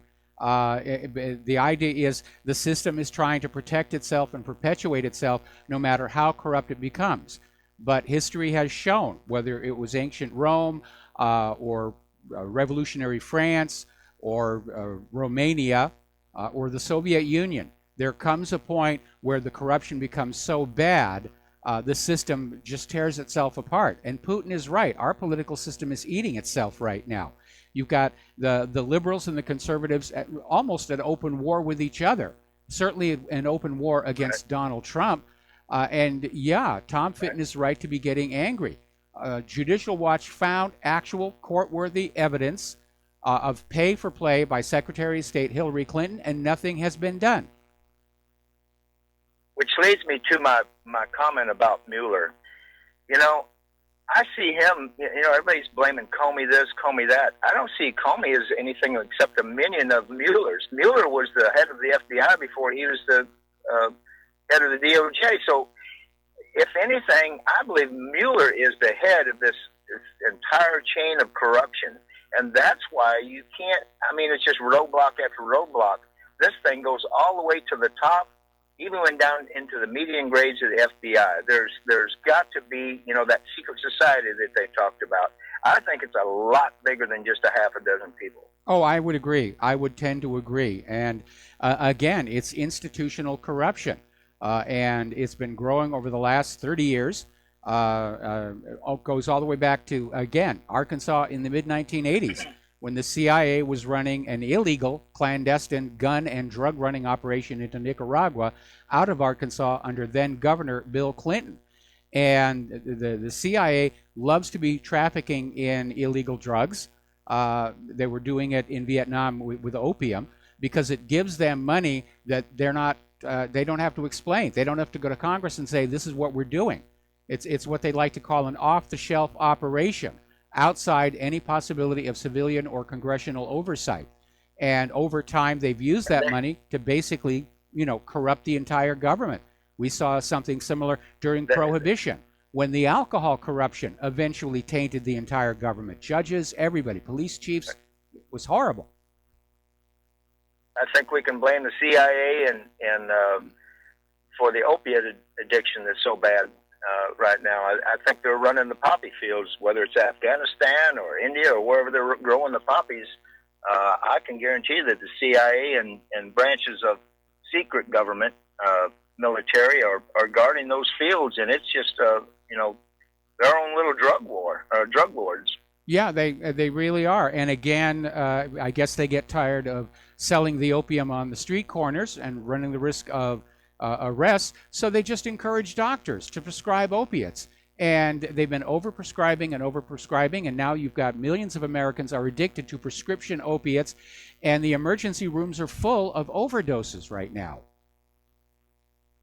They've gone on to phase 4 of their policy. Now they don't have street corner drug pushers. They have legal drug pushers doing it with a pen and paper called prescriptions. Absolutely. Absolutely. That's all I got today, Mike. Enjoy your show. Love your show. We don't always agree, but 90-point-something% we always do. So well, that's be close encouraged. enough. There's a bunch of us out here. Well, thank you very much for Thanks, that. my friend. We're going to let you go. We're coming up on another commercial break. And before we hit that commercial break, CNN is now admitting that the town of Kennesaw, Georgia, since passing their law that every household had to have a gun, they've had only one murder in 6 years and a violent crime rate of less than 2%. There is the object lesson against gun control. We'll be right back.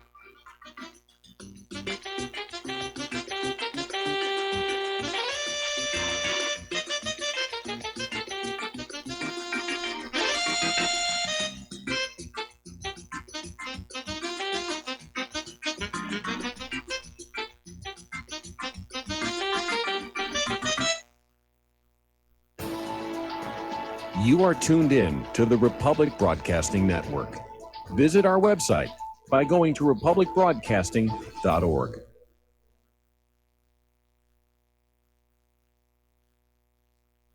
Homeowners, if your lender has gone out of business or sold your transaction to another lender or servicer, you may be the victim of a wrongful foreclosure, resulting in the loss of your home. If you've already lost your home, are in foreclosure, or even in good standing, you can challenge the mortgage transaction's illegal issue, and your property can be restored to you, and your foreclosure can be stopped or reversed, and the mortgage transaction declared unenforceable. State laws, U.S. title codes, the Uniform Commercial Codes, and U.S. Supreme Court rulings have upheld that defective mortgage documentations can reverse or stop foreclosures and enforce property title claims in favor of the homeowner. We are having successes in stopping the process of foreclosure, the enforcement of the foreclosure judgments, the sale of property, and evictions after the sale. We are not attorneys, and we don't give legal advice. We are a professional team of legal researchers, providing forensic mortgage audits and expert witnesses. We have the knowledge to produce the evidence and enforce laws regarding your legal issues. We've been in business for 12 years without a complaint. Consultations are free, and we provide a free title search to confirm if your mortgage has legal defects. Please call 855-253-3748. 855, 2, keep it today.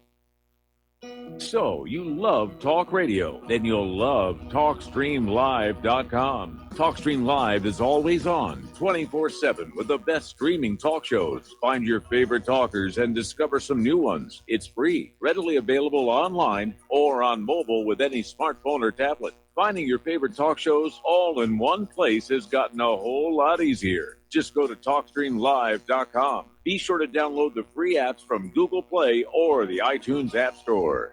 Do you or a loved one suffer migraine headaches? Listen to what scientist Kurt Hendricks has to say. If you are one of the millions of people who get migraines, you need to know about MigRelief. Hi, I'm Kurt Hendricks, the scientist who created MigRelief, the patented dietary supplement that addresses nutritional deficiencies in adults and children with migraines. Thousands of physicians and pharmacists recommend MigRelief. Call 800-MIG-7354 or visit MIG911.com. Without the right accessories, any guy can be off the mark. Whether you've invested thousands in your arsenal or you own a single trusted firearm, a visit to AROutfitting.com is in order. It's one of the finest online selections of tactical optics and AR parts and add-ons, like EOTech, quick target acquisition with no peripheral loss. Browse the full range of Nikon scopes and binoculars. AROutfitting.com can illuminate your world with Streamlight gun-mounted lights from keychain to large handhelds, up to 1,100 lumens. Find some stability with Battenfield Tactical Bipods. AirOutfitting.com has CMMG gun parts, barrels, assemblies, handguards, part kits, and more. Plus mag-full clips and magazines. I know I've got you excited, so take a breath. Head to AirOutfitting.com. The site's super easy to navigate and features a ton of technical info, including links to manuals. We also welcome vendor and manufacturer inquiries. Remember, if you don't see it, we can get it at AROutfitting.com.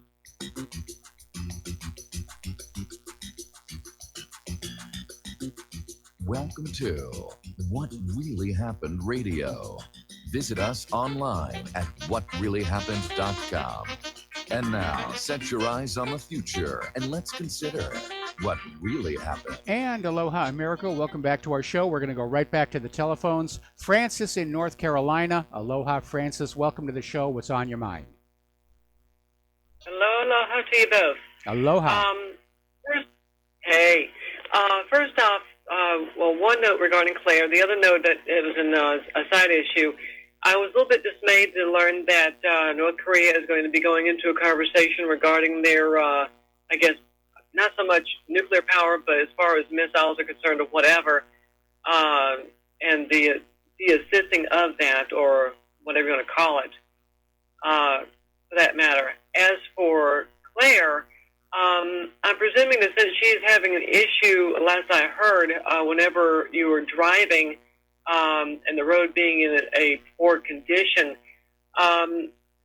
this may have been thought of already, I don't know, but I find that having a cushion of sorts that can be in the seat, let alone a pillow, helps to buffer. Yeah, she's using one. She's using one. Now, when we lived over in Kaneohe, we had a neighbor who was a chiropractor, and we've decided we're going to go back to him because the one she's seeing now isn't doing anything. And there was that other guy that we went to that just tried to exploit Claire's pain to get us to sign a contract for an entire year of treatments, and that just felt too kind of scummy. So this is going to be happening next Monday, and hopefully this guy's a friend. He's a friend of the family, and hopefully he's going to put her back together. But she's doing better, but she's not all the way better. Well, there's that. Well, I'm glad that at least there's a cushion being used in that that road scenario, because potholes are a pain in the, well, you figure it out. Yeah. Wishing her a recovery. Well, thank you very much. One thing we have to do, we have to stay off Kamehameha. It's just been torn up by that light rail project, and it's a horrible road. So we have to go around and just stay off of it. That's how bad the situation is. All right, we're going to switch over to Steve Elkins. Steve, thank you for waiting so patiently. And what is on your mind today? Well, I have to agree with what you said. It's hard to admit this, that the United States is the bad guy here. And I hate to even admit it, but I do say the same thing. And you have to ask yourself, well, what other country has over 800 military bases around the globe, acts like a dynasty, imposes their will, and has an actual program of, an agenda of nation building? I don't know any other country that talks about invading other countries in a nation building effort. No other country does it but us. So I agree with you. Yeah, I hate to admit it. It's embarrassing to admit it, but my country is misbehaving. They have misbehaved for a long, long time. And I'm holding my breath, but I would love to see a change in course where we finally have a president that says, you know, we are in a continuous state of war. This is going nowhere but making us much more poor and making a few people richer on the military-industrial complex side. But for the most part, our infrastructure is falling apart. Everything is coming apart. But we got to stop this course. We got to change this course drastically, or we will not exist. I agree with you, but again, I still think that we are on the verge of a major collapse, both of the economy and of the U.S. government. The only concern I have is that as it is collapsing, the U.S. may just decide to strike out at the rest of the world and take the rest of the world with them. And that's the real danger. Hey, Michael, do you think this tariff thing, increasing tariff on steel 25% and 10% on aluminum, is because he says we can win an economic trade war? They're easy to win. That's what he claims. Do you think that's actually what he's trying to do, and then bring jobs back or bring industries back in this country? Or is this one of those situations, one of those agendas to push us to the economic collapse where he can say, look, so-and-so caused all this and it's not our fault? Is this going to be an excuse, or is he actually serious about bringing back jobs and industry back in this country? I just wonder if it's going to be used as an excuse. Well, Trump did campaign on putting tariffs on imported products to try and stimulate domestic production. And at the time, it did sound very good. Unfortunately, right now, with the world already tense over the possibility of war, it's being perceived more as another indication of the U.S. trying to bully the rest of the world, and it's not being very well received. And it's not creating that many jobs. I understand that there is one aluminum company and one steel mill that are planning on starting up again, and they're hiring an aggregate total of 800 people. And it's nice that 800 jobs are being created. But in a nation with 90 million unemployed legal American citizens, it's symbolic more than anything else. Right. I agree. Hey, thanks, Michael. Appreciate it. All right, thanks an awful lot. We're going to switch over to Dave in Missouri. Aloha, Dave. Welcome to the show. What's on your mind? Hey, howdy, Mike. How are you doing today, brother? I'm doing good. Good. Glad to hear it. Hey, I hope your little car works out well for you. I really hated to hear what you had to go through all of that, but I'm glad that it's finally come to a successful conclusion, and the people seem to step forward to help you out in a time of need. Yes. That we're still a neighborly, loving people at heart. I mean, as divided as we are, as much of the media wants to portray us as animalistic or we just want guns so we can kill each other. That's not who we are as a people. And so to see folks step forward to help you in your time of need, it just blessed my heart, and I know it did yours. Steve Elkins, what a patriot. Godspeed, brother. Keep doing what you do. And I would kind of like to talk about the tariff situation, because in my view, Mike, and I know we differ on this a little, to me it was tariffs that created the Industrial Revolution, the great middle class that built our industry, and what was the greatest economic force in the history of the world at that point, because we protected our factories from offshore slave wage competitors who did not reinvest or share our values. Case in point, China, which was an economic shambles before Clinton normalized trade in '94. We've already been through this, my favorite corporation to revoke the corporate charter of for economic treason would be Walmart for paying Bill Clinton, Hillary's company, to flood rural America with poison plastic junk for our landfills that fall apart in your bag on the way home. Completely inferior garbage, as you remember, whenever, it's gotten better a little over the years, but it's not meant to last. And so, I'm a supporter of the tariffs.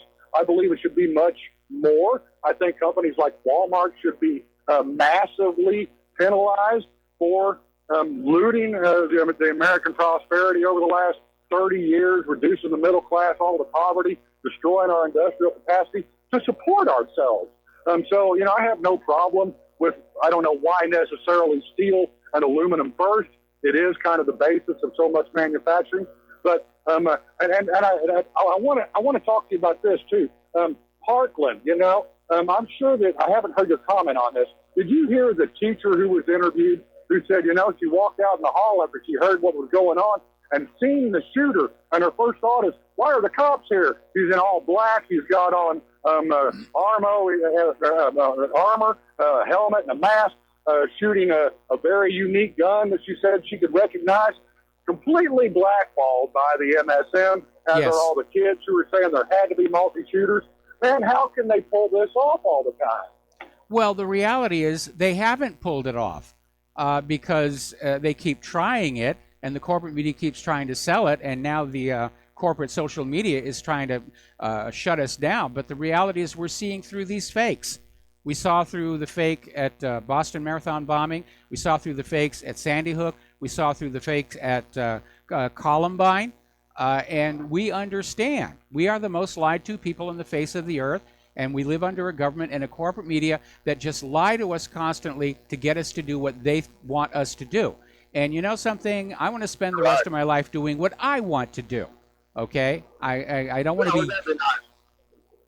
I'm sorry? Yeah, wouldn't that be nice to be an American and actually be able to exercise the free will that God gave us and our Constitution guarantees? Wouldn't that just be awesome?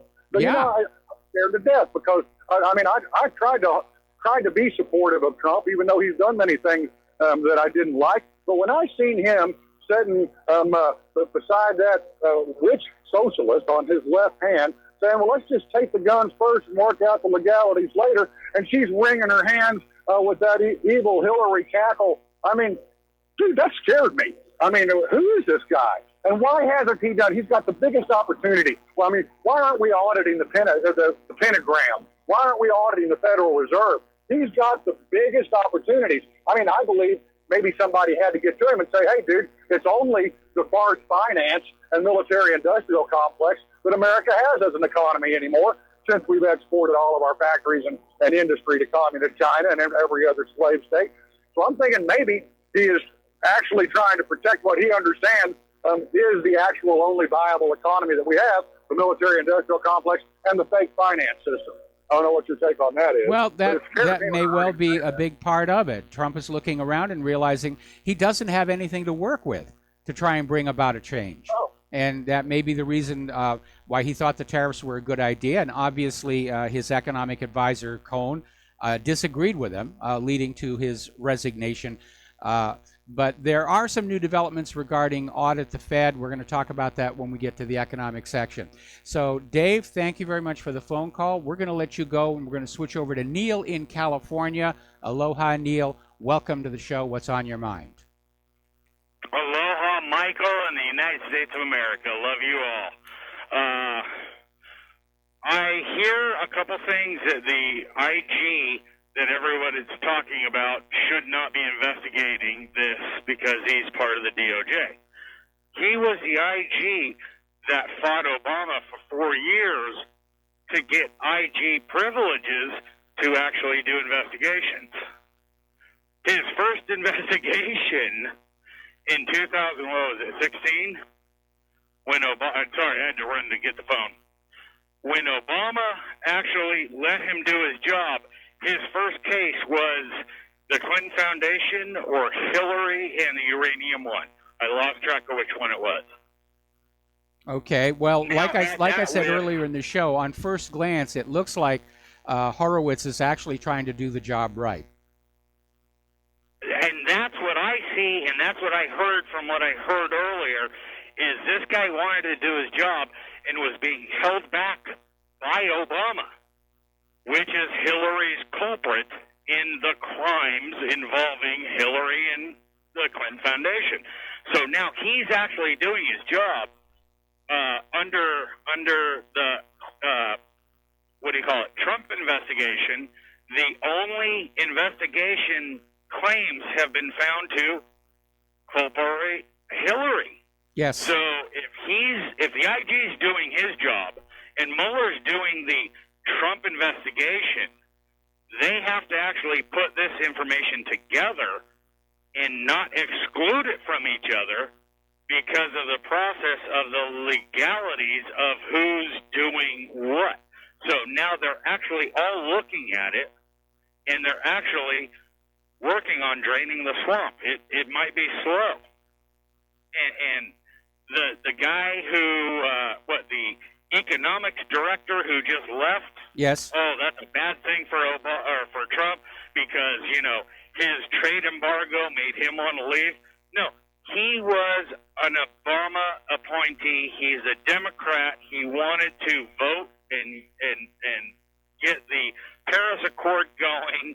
He's a climate change or global warming advocate. There were a couple He's a other problems. globalist.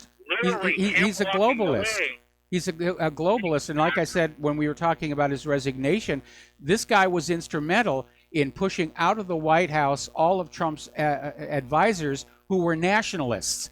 All of the advisors who were behind this idea of making America great again, Cohen was instrumental in getting rid of them and surrounding Trump with advisors who are pushing the globalist agenda. And that's why I am so happy to hear that he walked away today. Yes. He didn't get fired. He walked away. Well, at that level, Again, goes back to when you're being fired, you're offered the opportunity to resign to save face. That's kind of something that happens at the higher levels of business and government. It's very rare to see somebody actually fired.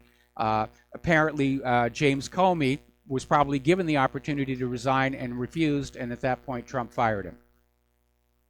I completely agree with that because I have run some small business stuff and had to deal with employees. So you do give your employees an option to save some face or get disgraced. But I want to go back to, we talked a few weeks back about we're draining the swamp and we're letting them walk away on their own, take their own head between their tails, and the information is being put out there because we're not stopping the investigation, which is what everybody wants. Oh, fire Mueller, fire Sessions, fire everybody. Well, no, that's just going to make you look bad because you're going to get rid of the investigators. The investigators are actually helping him. The investigators are going legally where nobody else can go. And if you were to name Hillary as the investigation or the Clinton Foundation as the investigation or Comey as the investigation, it's now a war on and everything's going to get hit. So the more that they're not looking at them, the more they're finding out about them. And I'm I not love sure that's exactly what's going on, but obviously there does need to be a special counsel appointed. And Sessions is already digging his heels in. He's now saying he needs a factual basis to launch a special counsel. Well, they certainly didn't have a factual basis when they launched Mueller's investigation. That was completely inappropriate. It was in violation of the special counsel statute. And Mueller has gone completely off the reservation. He was supposed to investigate Trump-Russia collusion, and he's found absolutely nothing. And he's on this fishing expedition. And meanwhile, we have this hard evidence of Hillary's pay-for-play coming out of Judicial Watch and a bunch of other stuff. And nobody wants to go near her. Nobody wants to touch her. She's the face of the deep state narcocracy, and everybody's afraid of her. Completely agreed with. Okay. She is a culprit. She's the one helping hide Obama. The rest of them are hiding both of them, because if this goes out, their entire party looks like, you know, a train wreck. The entire government looks like a train wreck. I mean, if it all comes out, the entire government will collapse. The American people just won't see it as legitimate anymore. Be just like the Soviet Union. All right, well, listen, Neil, we're going to let you go. We're going to close the phone line so I can get to some news when we come back from these words from our sponsors.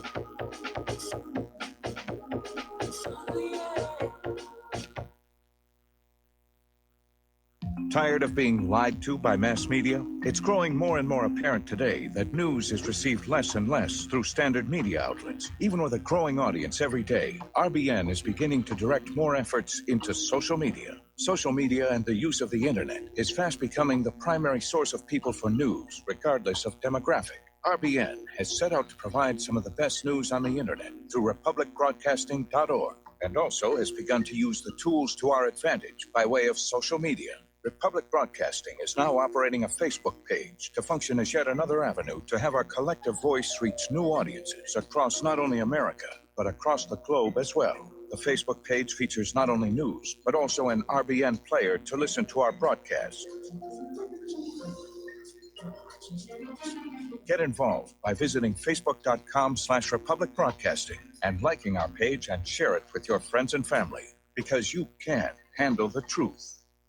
I'm getting older and noticing that my body just doesn't work as well as it used to. So I like to keep fit as possible by hitting the gym a few times a week. Recently, I started having a nagging bicep pain, and it got so bad I couldn't even lift the weights. When I was complaining about it to a friend, he told me about Angioprim. He said chelation helps remove toxins, heavy metals, and cholesterol in veins and arteries that may cause blockages. You know, after just 1 week of taking Angioprim, the pain was gone, and now I'm back in the gym full strength. Scientific research proves the active ingredient in Angioprim has superior oral chelation action that helps promote cardiovascular health. So to learn more, go to angioprim.com. That's ANGIOPRIM.com, or talk to a trained consultant. Call Angioprim toll free at 877-882-7221. You'll feel better with more energy. Call 877-882-7221 or go to the website angioprim.com.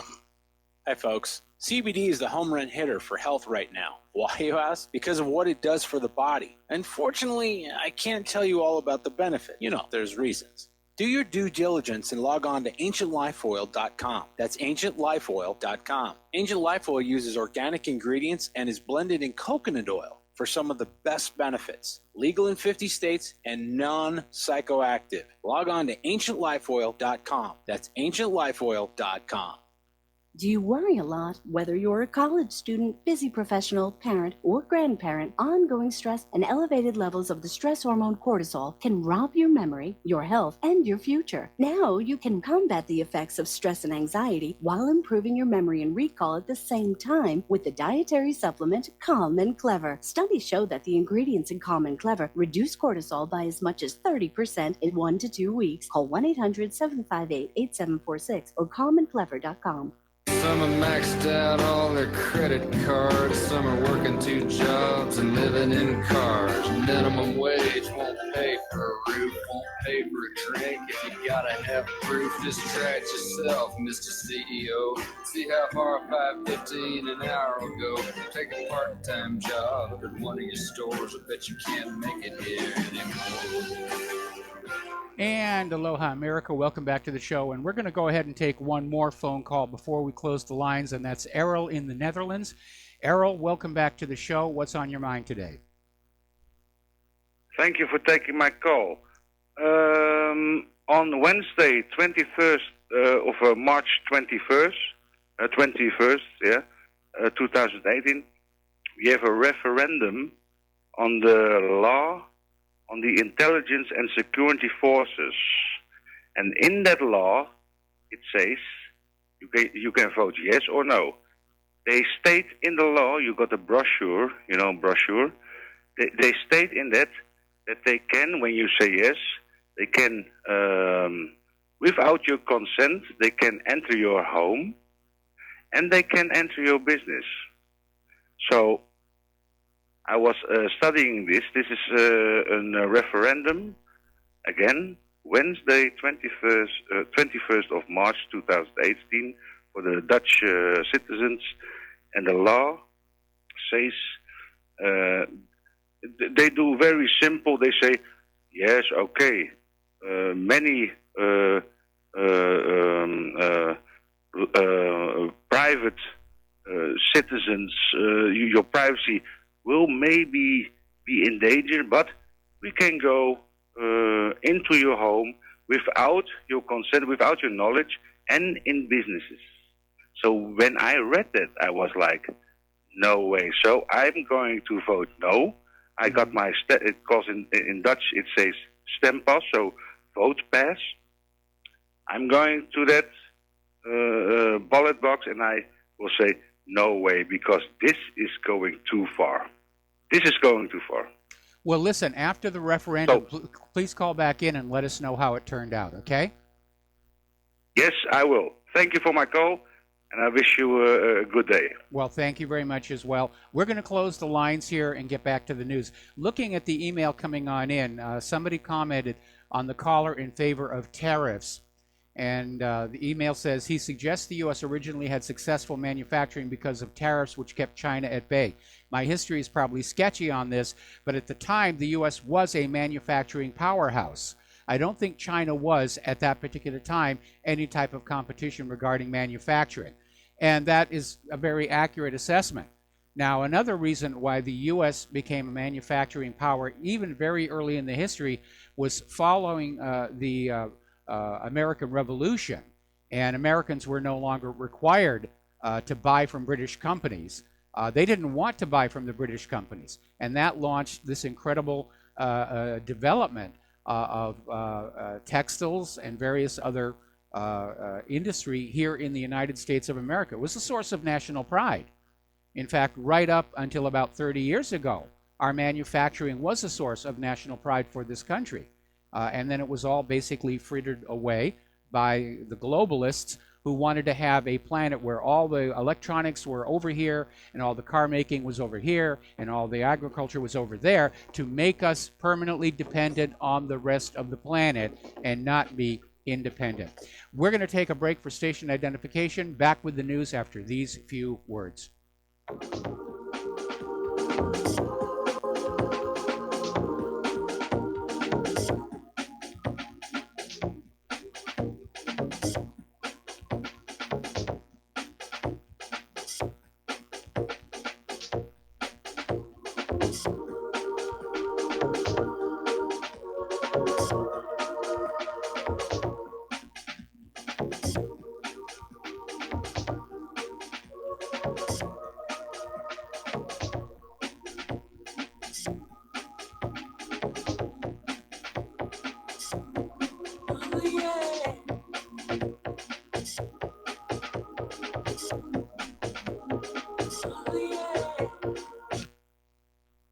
Many people write us about their experience with Extendivite. Allow me to read a few from Amazon.com. Dr. Sam Serino reviewed the Extendivite product. Good ingredients, feeling much better since taking product. It seems that the tablets work well. Once again, thank you for your product. My acid reflux has really improved thanks to the Extendivite. Together with my thumb joints, the pain is gone and I'm able to grip things much better. My friend has peripheral arterial disorder and their lower legs were hurting in a red color, but thankfully, there has been a significant improvement. Kind regards, Janice. My husband feels a big difference using Extendivite. Thank you.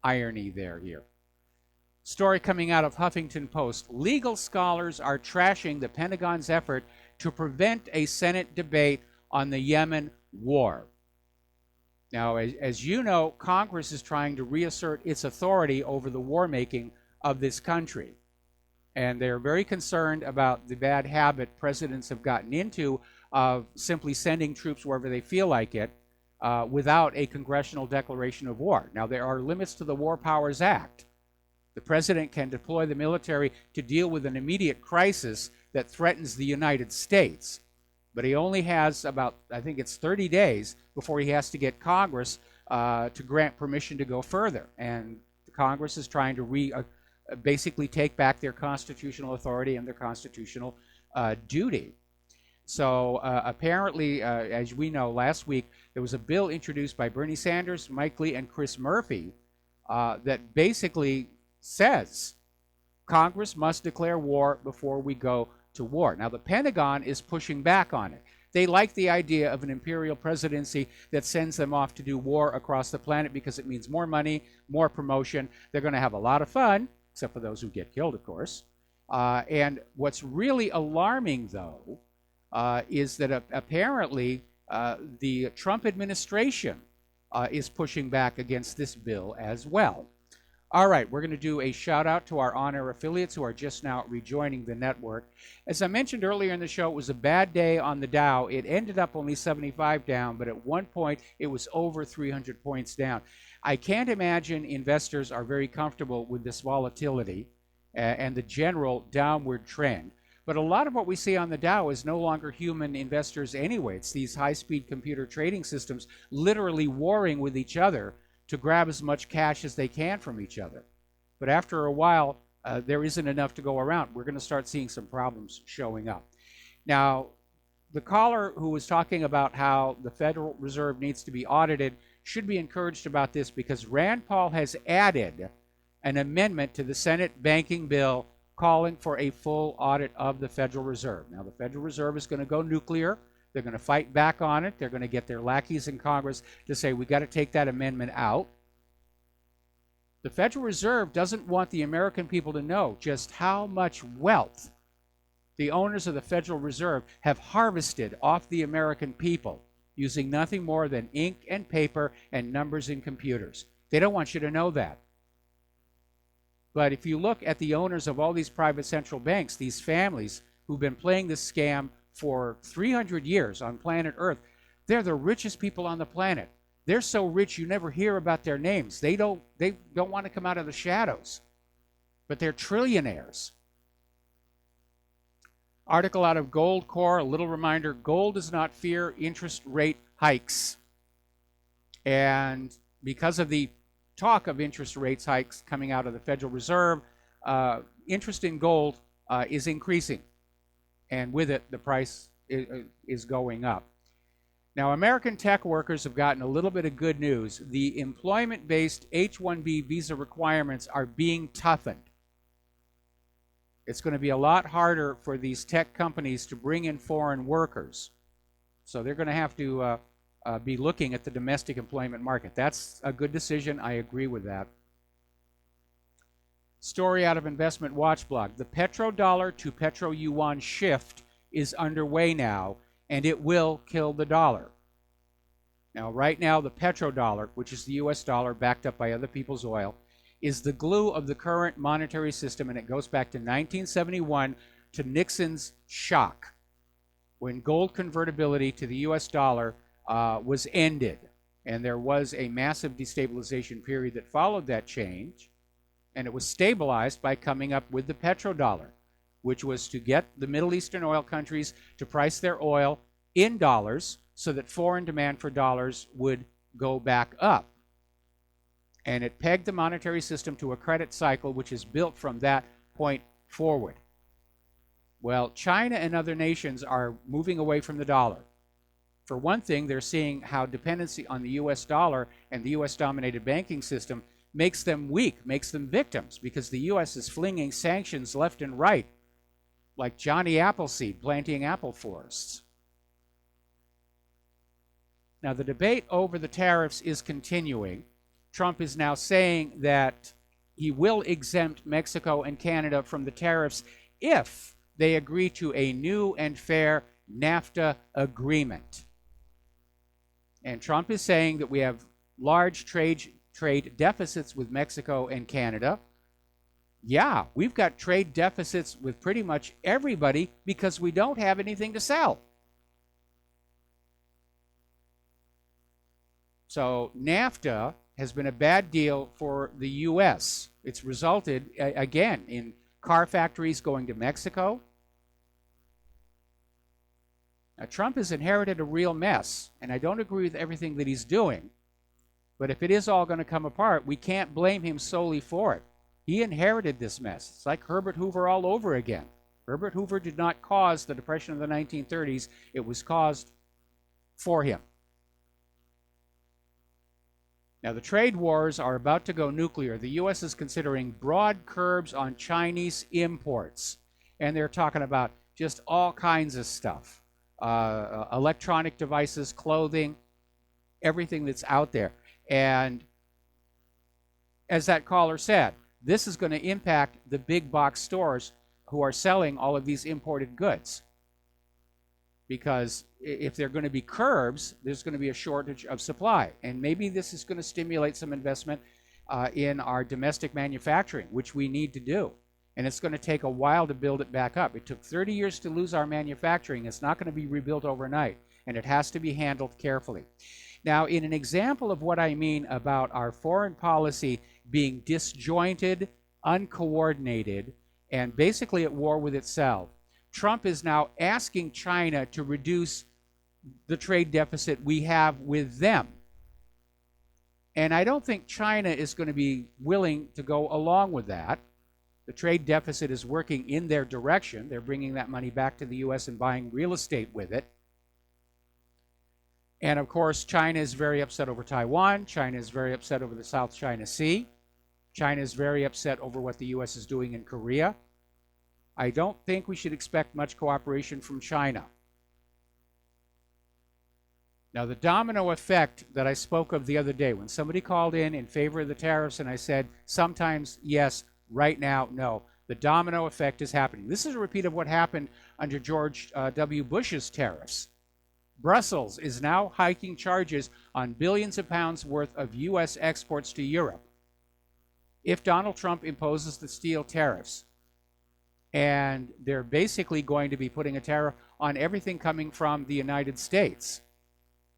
This will include a new 25% charges on yachts, peanut butter lipstick, bed linen, motorbikes, trousers, everything, absolutely everything.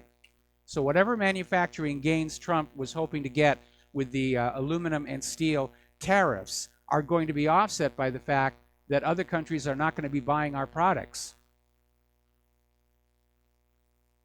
Now, the president of the Federal Reserve is now saying that the coming trade wars may delay the rate hikes because they're expecting an economic slowdown as a result of the trade tariffs. It is really a mess out there. Article that came on out of shtfplan.com, how the Trump trade wars may be a perfect smokescreen for a market crash. Everybody seems to know that one is coming anyway, but if you have the trade wars going, then it allows the U.S. government to say, well, it's China, it's the European Union. They weren't playing fair on the trade wars, and that's why we're having a market crash. Europe is renewing their tariffs on Chinese steel pipes as high as 72%.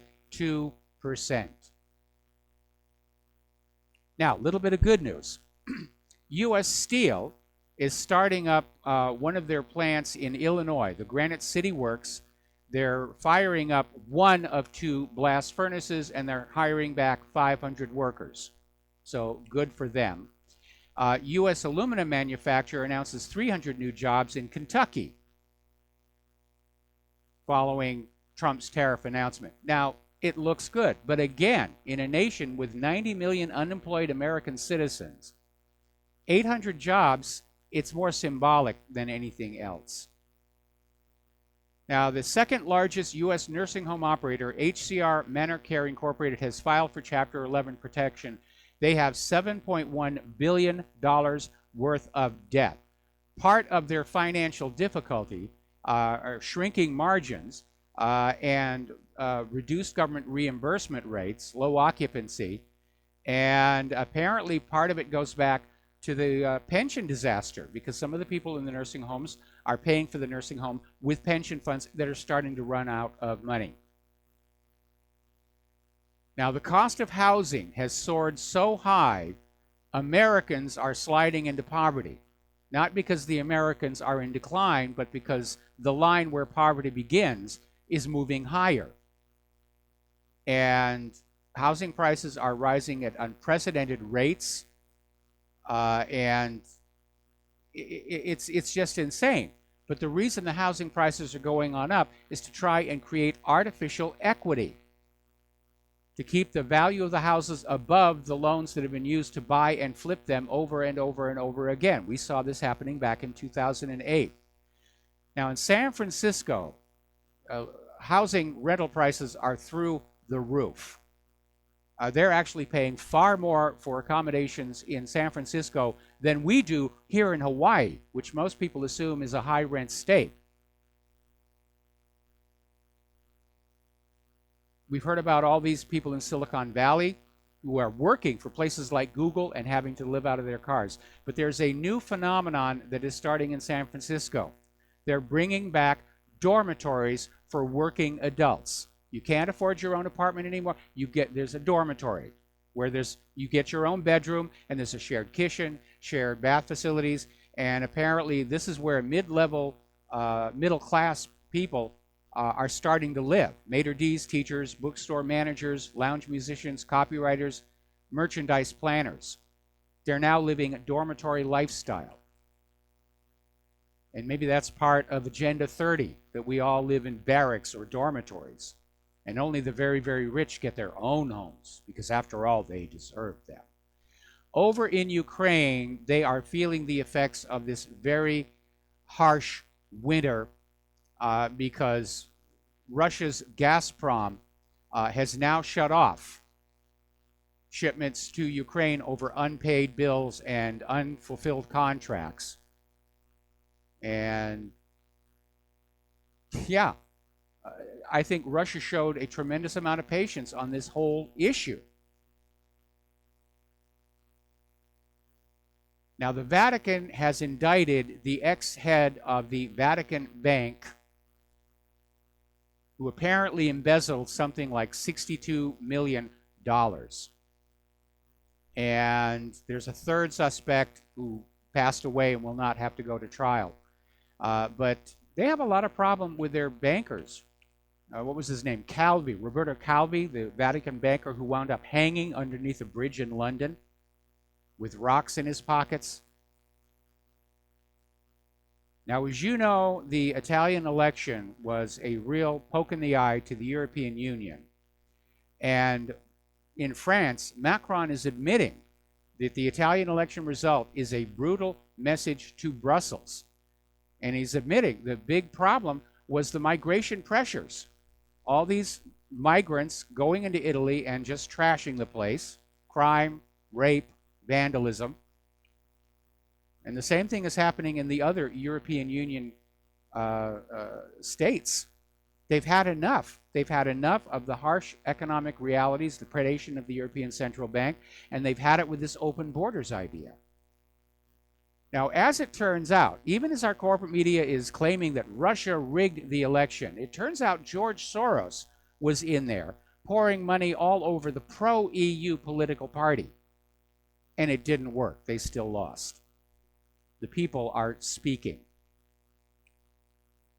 Now, there's a Danish politician, Urskov Jensen, who is saying that the problem of third world immigrants integrating is insoluble.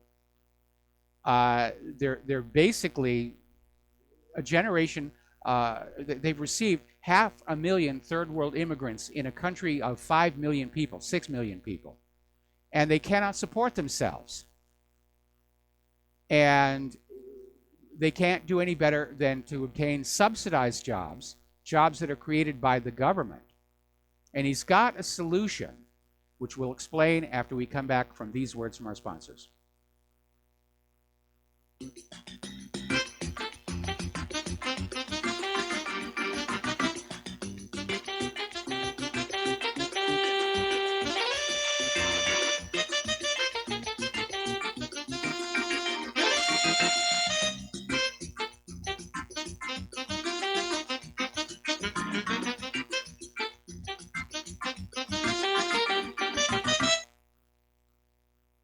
Extendivite is more than just a heart tonic. Most basic diseases are caused by yeast in the gut and metals in the liver, and we all have a bit of both. The garlic in Extendivite has a yeast-killing effect in the gut while also helping the sulfur enzyme in the liver get rid of the metals. Extendivite just may improve your overall health. Products like Extendivite are the only way we are going to get our society healthy.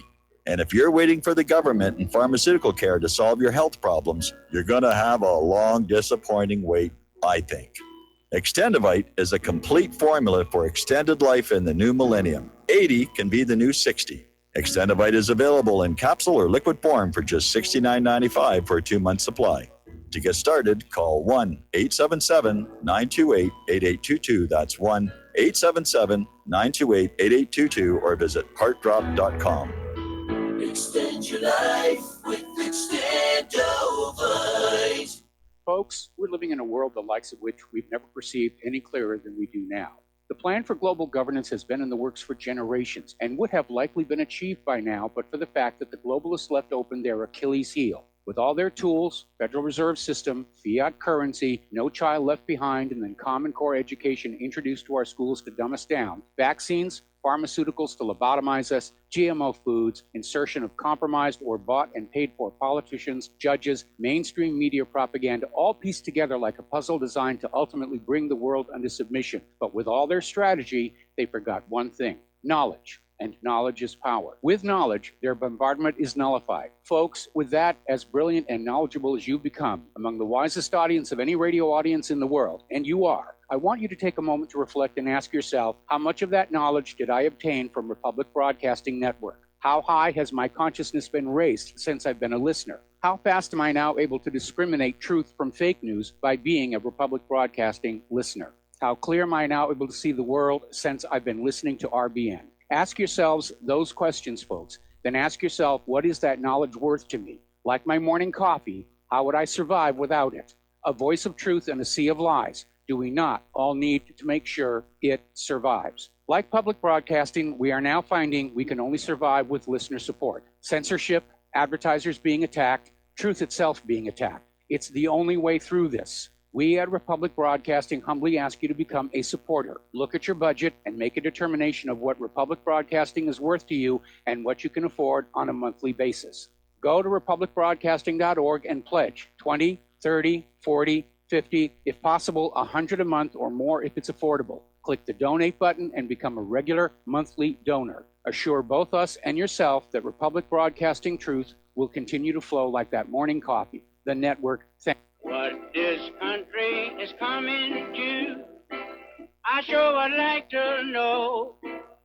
If they don't do something by and by, the rich will live and the poor will die. Doggone, I mean the panic is on.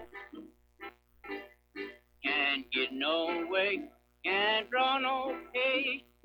Unemployment getting worse. And aloha, America. Welcome back to our show here. We're talking about this Danish politician, Erskov Jensen. And he's basically talking about Denmark, a country with about 6 million people, actually less than 6 million. And they've taken in nearly 500,000 third world immigrants. And they're unable to support themselves other than through government subsidization or subsidized jobs, which is where the government pays companies to hire these immigrants. And unfortunately, this is going to be a phenomenon reproduced from generation to generation to generation. So what Jensen is suggesting is basically to pay immigrants to go home again. Denmark wants to go back to being Denmark. They don't want to be part of George Soros' vision for a blended human population here. Trump actually told the Swedish prime minister directly to his face, you have immigration problems. Yeah, they really do. Now, this story really ticks me off, and it probably will you as well. The federal government, our federal government, the United States of America, gives $2 billion to businesses who will hire aliens over American citizens. The U.S. government is incentivizing businesses to favor immigrants over Americans to the tune of $2 billion in subsidies, according to the Center for Immigration Studies. They do this through something called the Optional Practical Training Program, and this program provides money to businesses that discriminate against American citizens in favor of immigrant ones. I mean, talk about betraying the American people. That is just absolutely insane. We have more than 90 million American citizens willing and able to work, and our government is paying businesses to hire the refugees. That really is insane. I'm very angry about that. Now, Jeff Sessions is bringing a lawsuit against California to strike down the sanctuary laws as unconstitutional. And if he wins, the legal precedent will basically carry to the other states, cities, and counties who claim sanctuary status. And this needs to happen. All of these sanctuary cities, counties, and states are in violation of existing law. Title 8, Section 1324A, unlawful employment of aliens. Title 8, Section 1324, bringing in and harboring certain aliens. Title 18, Section 2384, seditious conspiracy. Title 18, Section 2383, rebellion or insurrection, which is exactly what the government of California is doing right now. Title 18, Chapter 96, the racketeer, influenced, and corrupt organizations. They're already in violation of the law. These mayors ought to be in handcuffs.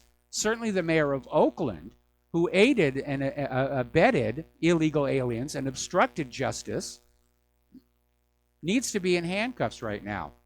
Now, out in California, Governor Jerry Brown held a press conference, and he's out there, he's ready to fight. We're going to war. We're going to war. The U.S. government is full of liars. That I will concede. But they're going to fight the lawsuit. Ultimately, they're going to lose, because the law is the law is the law. Meanwhile, back in Europe, over in Paris, a 35-year-old man of Sri Lankan origin was attacked by two assailants armed with a machete and a saber, and they stormed this Indian restaurant in Paris, a 10th arrondissement, which is home to a large South Asian community, and they just chopped this guy up. Meanwhile, an illegal Algerian migrant was arrested for the murder of a homeless man, and he was caught, basically found wearing the victim's shoes. So there's your multiculturalism here. And two girls have been arrested in France after trying to set a church on fire. Fortunately, somebody walked in and they saw 10 of these little blazes set on papers and books and Bibles and everything. But the most high-profile attack on a church in France came in 2016 when a pair of Islamic radical jihadists attacked and killed priest Jacques Hamal while he was giving Mass. The year before, French authorities foiled a similar plot by an Algerian migrant who was planning to attack churches in Paris with military-grade weapons.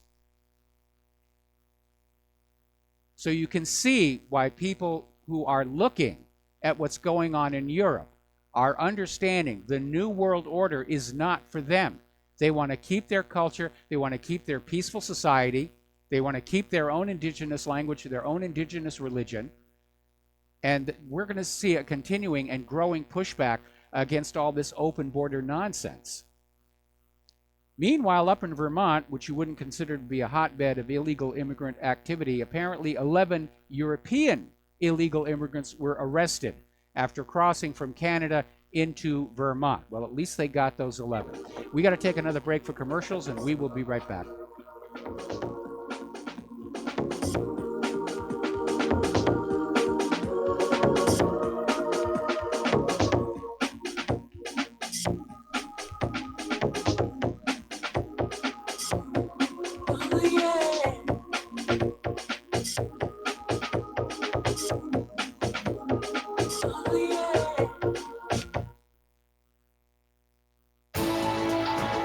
You are tuned in to the Republic Broadcasting Network. Visit our website by going to republicbroadcasting.org.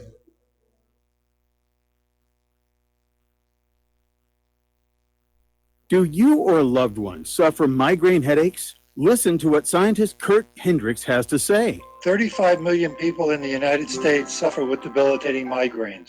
If you or a loved one are one of them, you need to know about MiGrelief. Hi, I'm Kurt Hendricks, the scientist that formulated and patented the MiGrelief migraine formula. MiGrelief is a non-prescription dietary supplement recommended by neurologists, pharmacists, and pediatricians to address nutritional deficiencies in both adults and children over 2 with migraines. Try MiGrelief for 3 months and see the powerful difference it can make in your life, or get your money back, no questions asked. Go to MIG911.com or call 800-MIG-7354. You can change your life today. So if you suffer from migraines, don't wait. Call 800-MIG-7354. That's 800-MIG-7354, or visit MIG911.com. Ladies and gentlemen, J.R. Moore here. As most of you know, my regular listeners, I offer energy cleaners for sale at my website. If you don't have a clue what I'm talking about, go to my website, thelibertyman.com, educate yourself about these marvelous healing devices. We focus on pain mitigation and getting a great night's sleep. Arthritis pain, joint pain, back pain, doesn't matter. Keep in mind, I offer from me to you personally a 30-day money-back guarantee. That's what I do. Energy Cleaners, $285, shipping included to American zip codes. You can educate yourself all about the Energy Cleaner right there at my website, the patent application, the wonderful testimonials. Be sure and check out the factory-made fitted mattress pads to go with the Energy Cleaner. Now, I offer from me to you personally a 30-day money-back guarantee. That's what I do. I have a toll-free order line, or you can order it right at my website at thelibertyman.com. The toll-free order line is 800-592-9543. I say again, 800-592-9543. Thank you.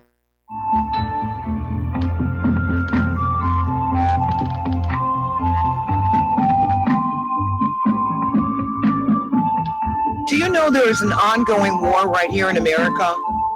Are you aware that U.S. citizens have been classified as enemies of the state since 1933? Have you recognized that our entire government is really a vast network of interlocking corporations engaged in commerce? Look up Title 28, Section 3002. Tune in to In Defense of Humanity on Saturday nights at 7 p.m. Central Time. Find out what's really going on and learn how to protect yourself and your family as flesh and blood men and women living in a corporate reality.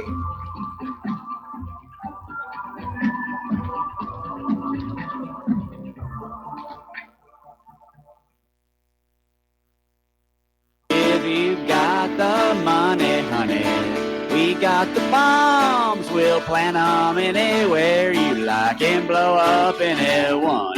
Whip this world into a frenzy, killing babies, dads, and moms. If you got the money, honey, we got the bombs.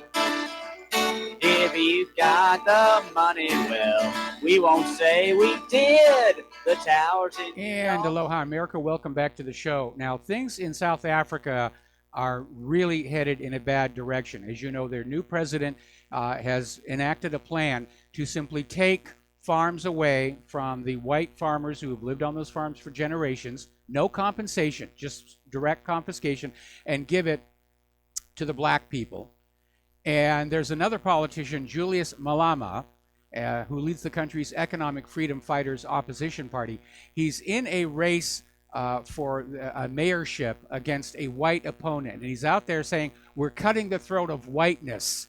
And he basically says, we're going to target the white people. He praises the plan to hand land to black people and vows angry white people can go to heck.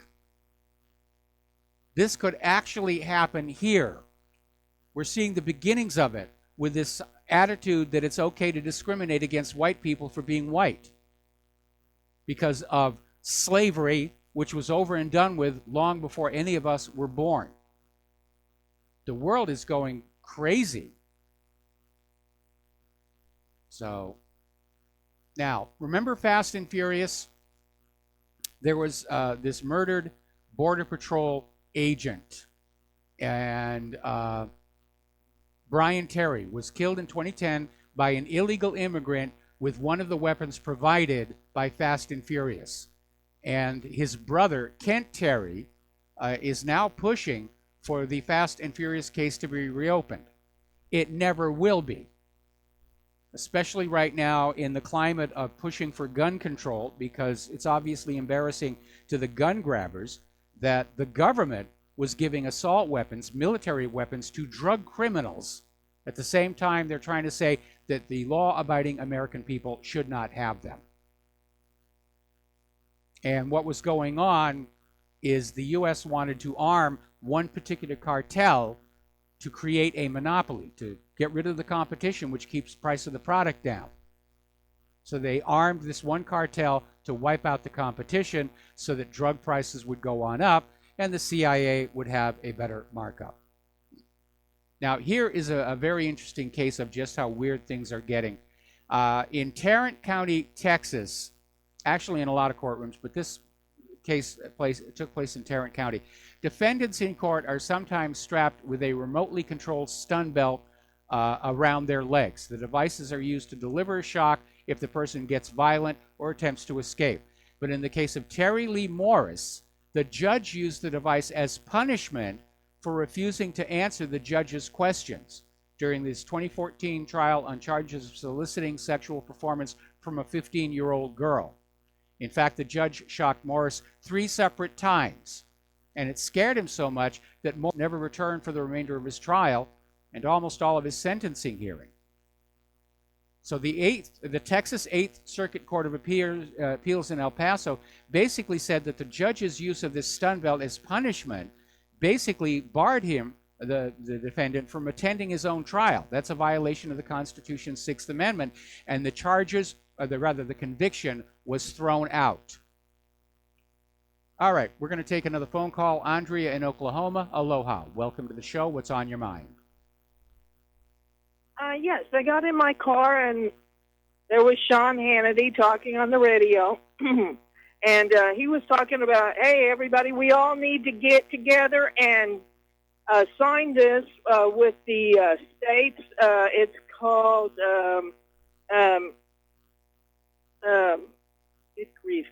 it's the states have gotten together and got a bill together, and they're going, and I'm going to send it to you, about signing.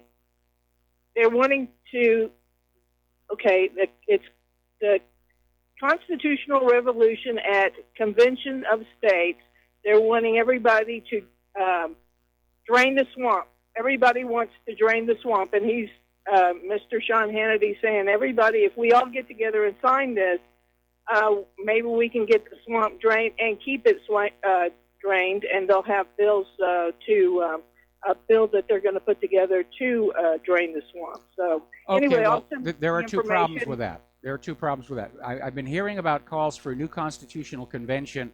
Back in the 90s, there was actually a resolution that almost got enough states on board, which said if the national debt went over $6 trillion, the federal government would be dissolved. But they failed to get the necessary number of states to sign on to that.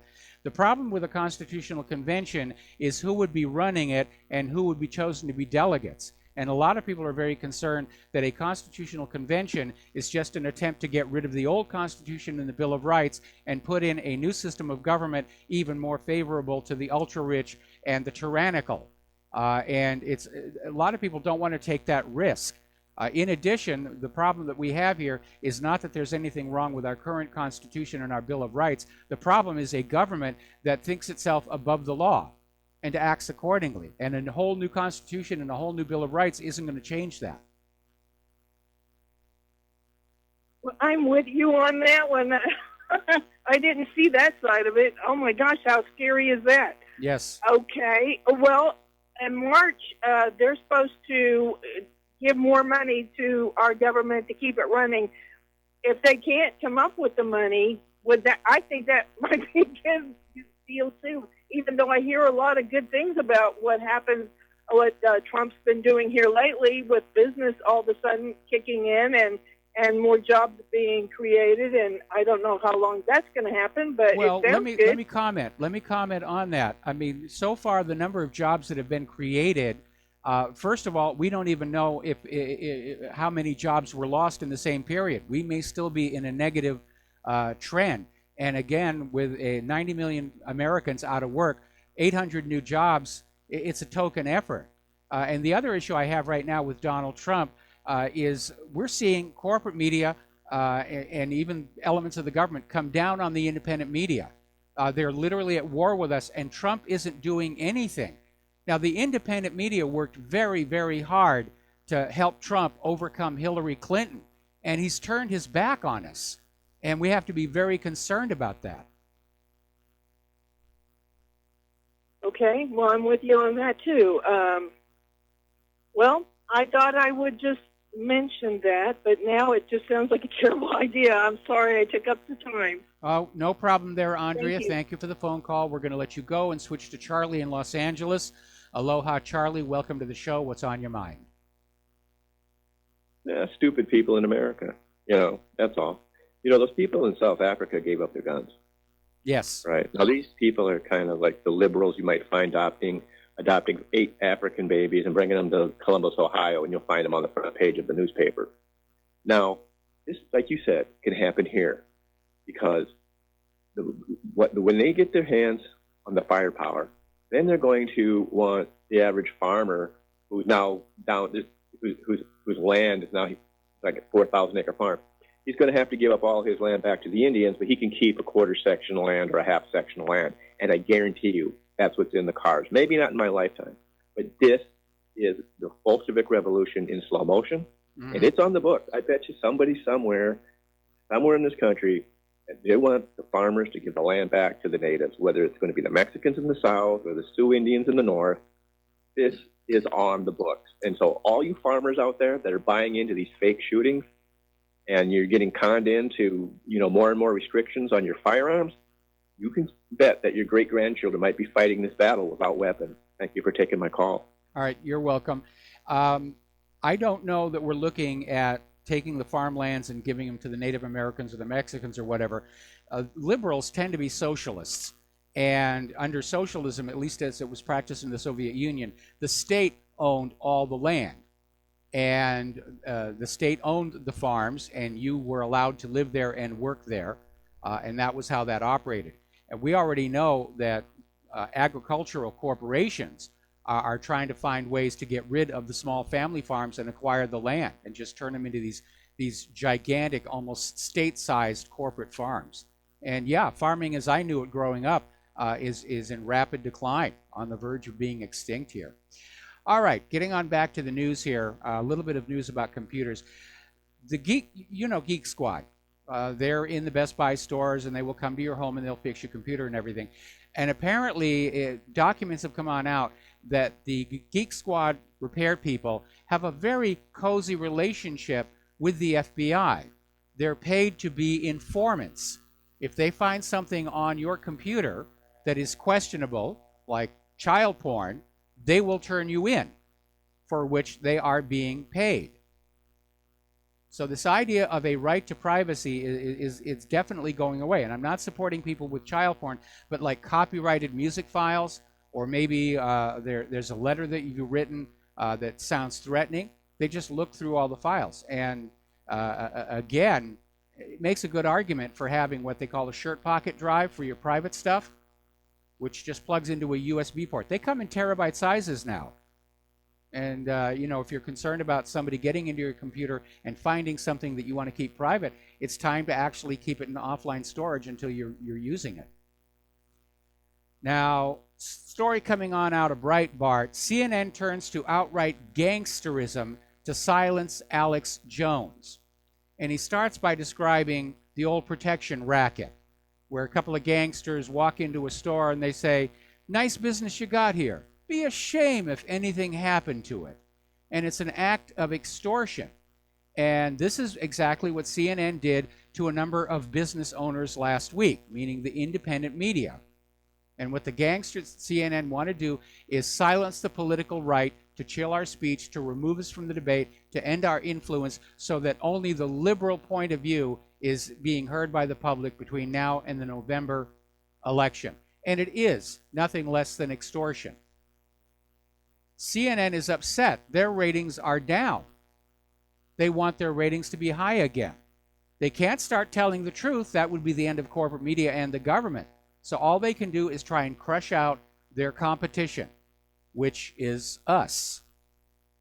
And as small as we are and as poor as we are, we're apparently now seen by the corporate media as a formidable enemy, a force to be reckoned with. Now, over at the New York Slimes, they've come on out with an article about how YouTube is cracking down on certain videos, and it's couched completely as how these are all far-right videos. They're conspiracy theories, and nobody should believe any of the stuff they think David Hogg was a paid actor and Parkland was shooting. So the New York Times circulation is probably going to take a hit from that one. Google, through Gmail, apparently is starting to filter newsletters because over at CLG, they sent out a newsletter listing all of the oddities with the Parkland shooting, and Gmail users found it automatically sent to the spam bin. And like I said, the independent media played no small role in helping Trump defeat Hillary, but it appears he has turned his back on us. Now, as you know, there is a lawsuit against Twitter, and it is a 29-page complaint basically saying that Twitter is not allowed to discriminate against speech on their platform based purely on viewpoint. Twitter has basically started off with the idea of, we don't allow, things that would be objectionable, but they've gone way beyond that. They're now banning tweets based on political point of view. Tom Fitton is out there explaining why the panic is on. He's saying the establishment has lost control of the information battles. According to Tom Fitton at Judicial Watch, we're winning the information war. That's probably why the corporate media is on the warpath. Their entire wealth and prestige and position in society rests on being able to convince you, the American people, to choose a certain president, Hillary Clinton, to be supportive of a certain war, Iran, to buy a certain car. And if they can't do that anymore, they're going to have to start learning how to live with much less money and much less influence. Those talking heads on those corporate news broadcasts are not paid those huge sums of money to tell the truth. They're paid to be very convincing liars. That's their job description. They're supposed to stand there with their hair on fire and insist convincingly they cannot smell any smoke. If you want the truth, you go to the independent media. It costs you a lot less. Now, apparently, credit card malware has been discovered in at least 160 Applebee's restaurants. Good reason to go back to using cash, frankly.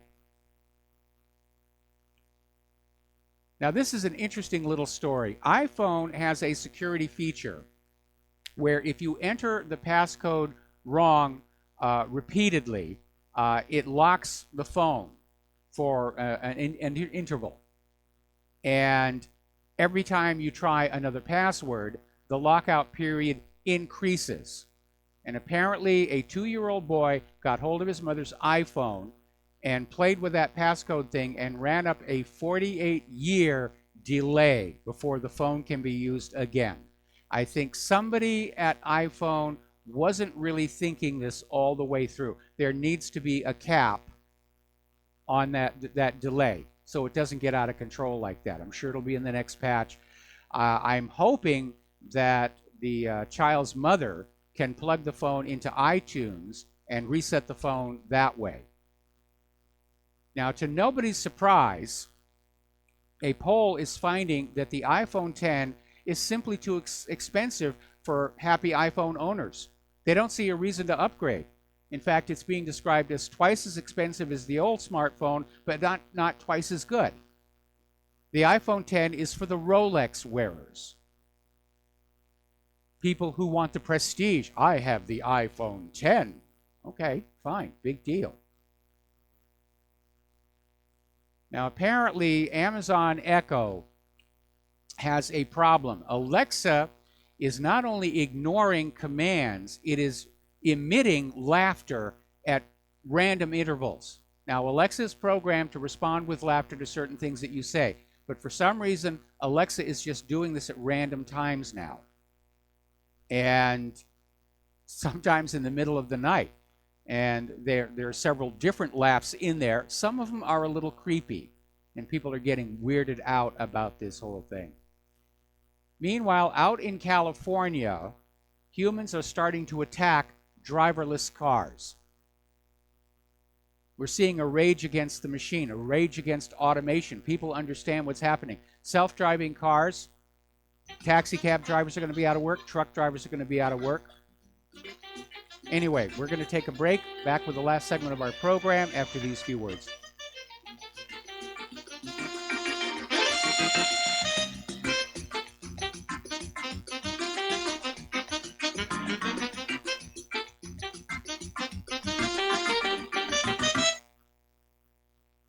Homeowners, are you in foreclosure, expecting to be served with a foreclosure lawsuit, or suspect your lender has coerced you into an illegal mortgage transaction?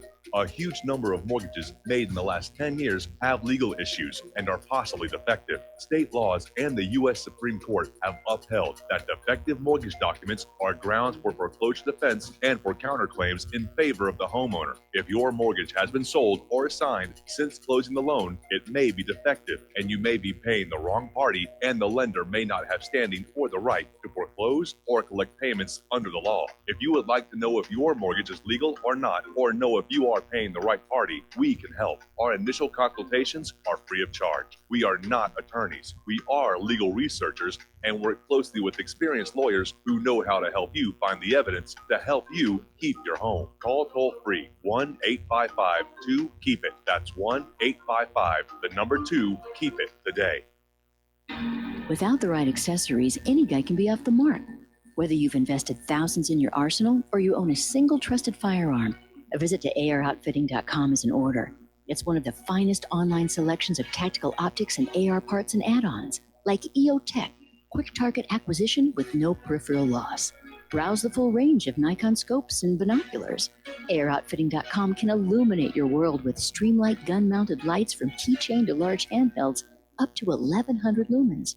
Find some stability with Battenfield tactical bipods. AirOutfitting.com has CMMG gun parts, barrels, assemblies, handguards, part kits, and more, plus mag-full clips and magazines.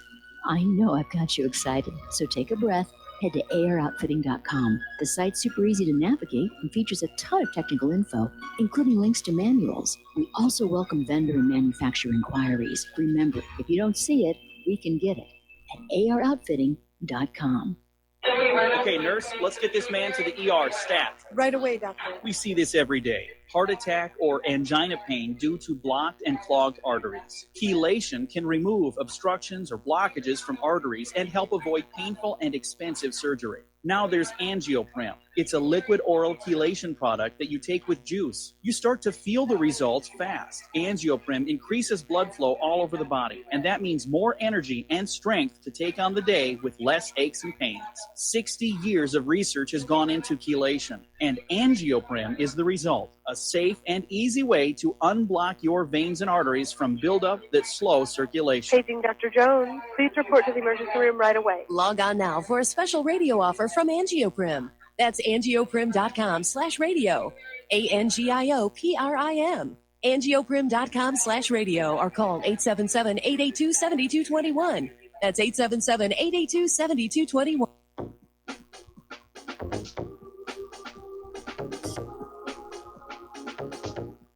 What really happened with your host, Mike Rivero. You're listening to the Republic Broadcasting Network. Here is your host, Michael Rivero. And aloha, America. Welcome back to the show. And as you're probably aware, there is another major winter storm that has hit New England. And again, I'm trading email with my relatives who are back there. and it's a doozy. More than 2,000 flights have already been canceled, and they're expecting 2 feet of snow, 24 inches. Never one to give up on their human-caused global warming booga booga. Story coming on out of the Daily Caller. Scientists claim global warming will cause more heart attacks. That's probably false. That's actually in the headline. That's probably false. So even Daily Caller isn't going for it. It says a new study makes the highly questionable claim that man-made global warming could increase the number of heart attacks due to more erratic fluctuations in daily temperature.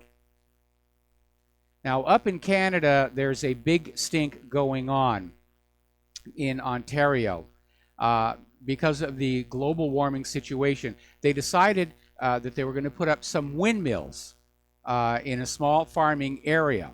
But unfortunately, they drove the piles for the windmills too deep into the shale bedrock and contaminated 16 residential water wells. And the contamination destroyed the pumps and piping. And as a result, the property values have just plunged. They wrecked the place. Now, Canada could have gone on in and tried to restore the water, but apparently, under Justin Trudeau, they're spending anywhere between $50 and $100 million for legal battles to sway scientific study and avoid admittance that they were stupid. Now, over in Great Britain, they're dealing with a very hard winter there as well. Shops are charging £8 for bottles of water as taps across Great Britain run dry. It's been so cold, water pipes are bursting.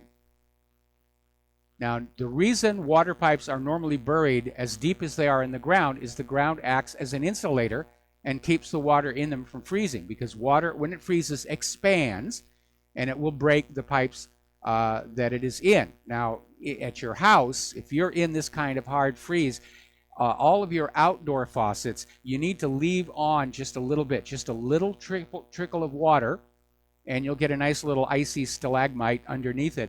But it gives the water some place to go when it's expanding. If you leave those shut off completely, you could lose the pipes inside the walls of your home. But apparently some people are in trouble, and there's price gouging going on for the water. Now, as you know, this Monday, the mainland goes back to daylight savings time. The Florida Senate has okayed a bill for year-round daylight savings time. California actually tried that some years back when I was still living in Southern California. But during the winter, kids were having to go to school in the dark, so they went back to the old system.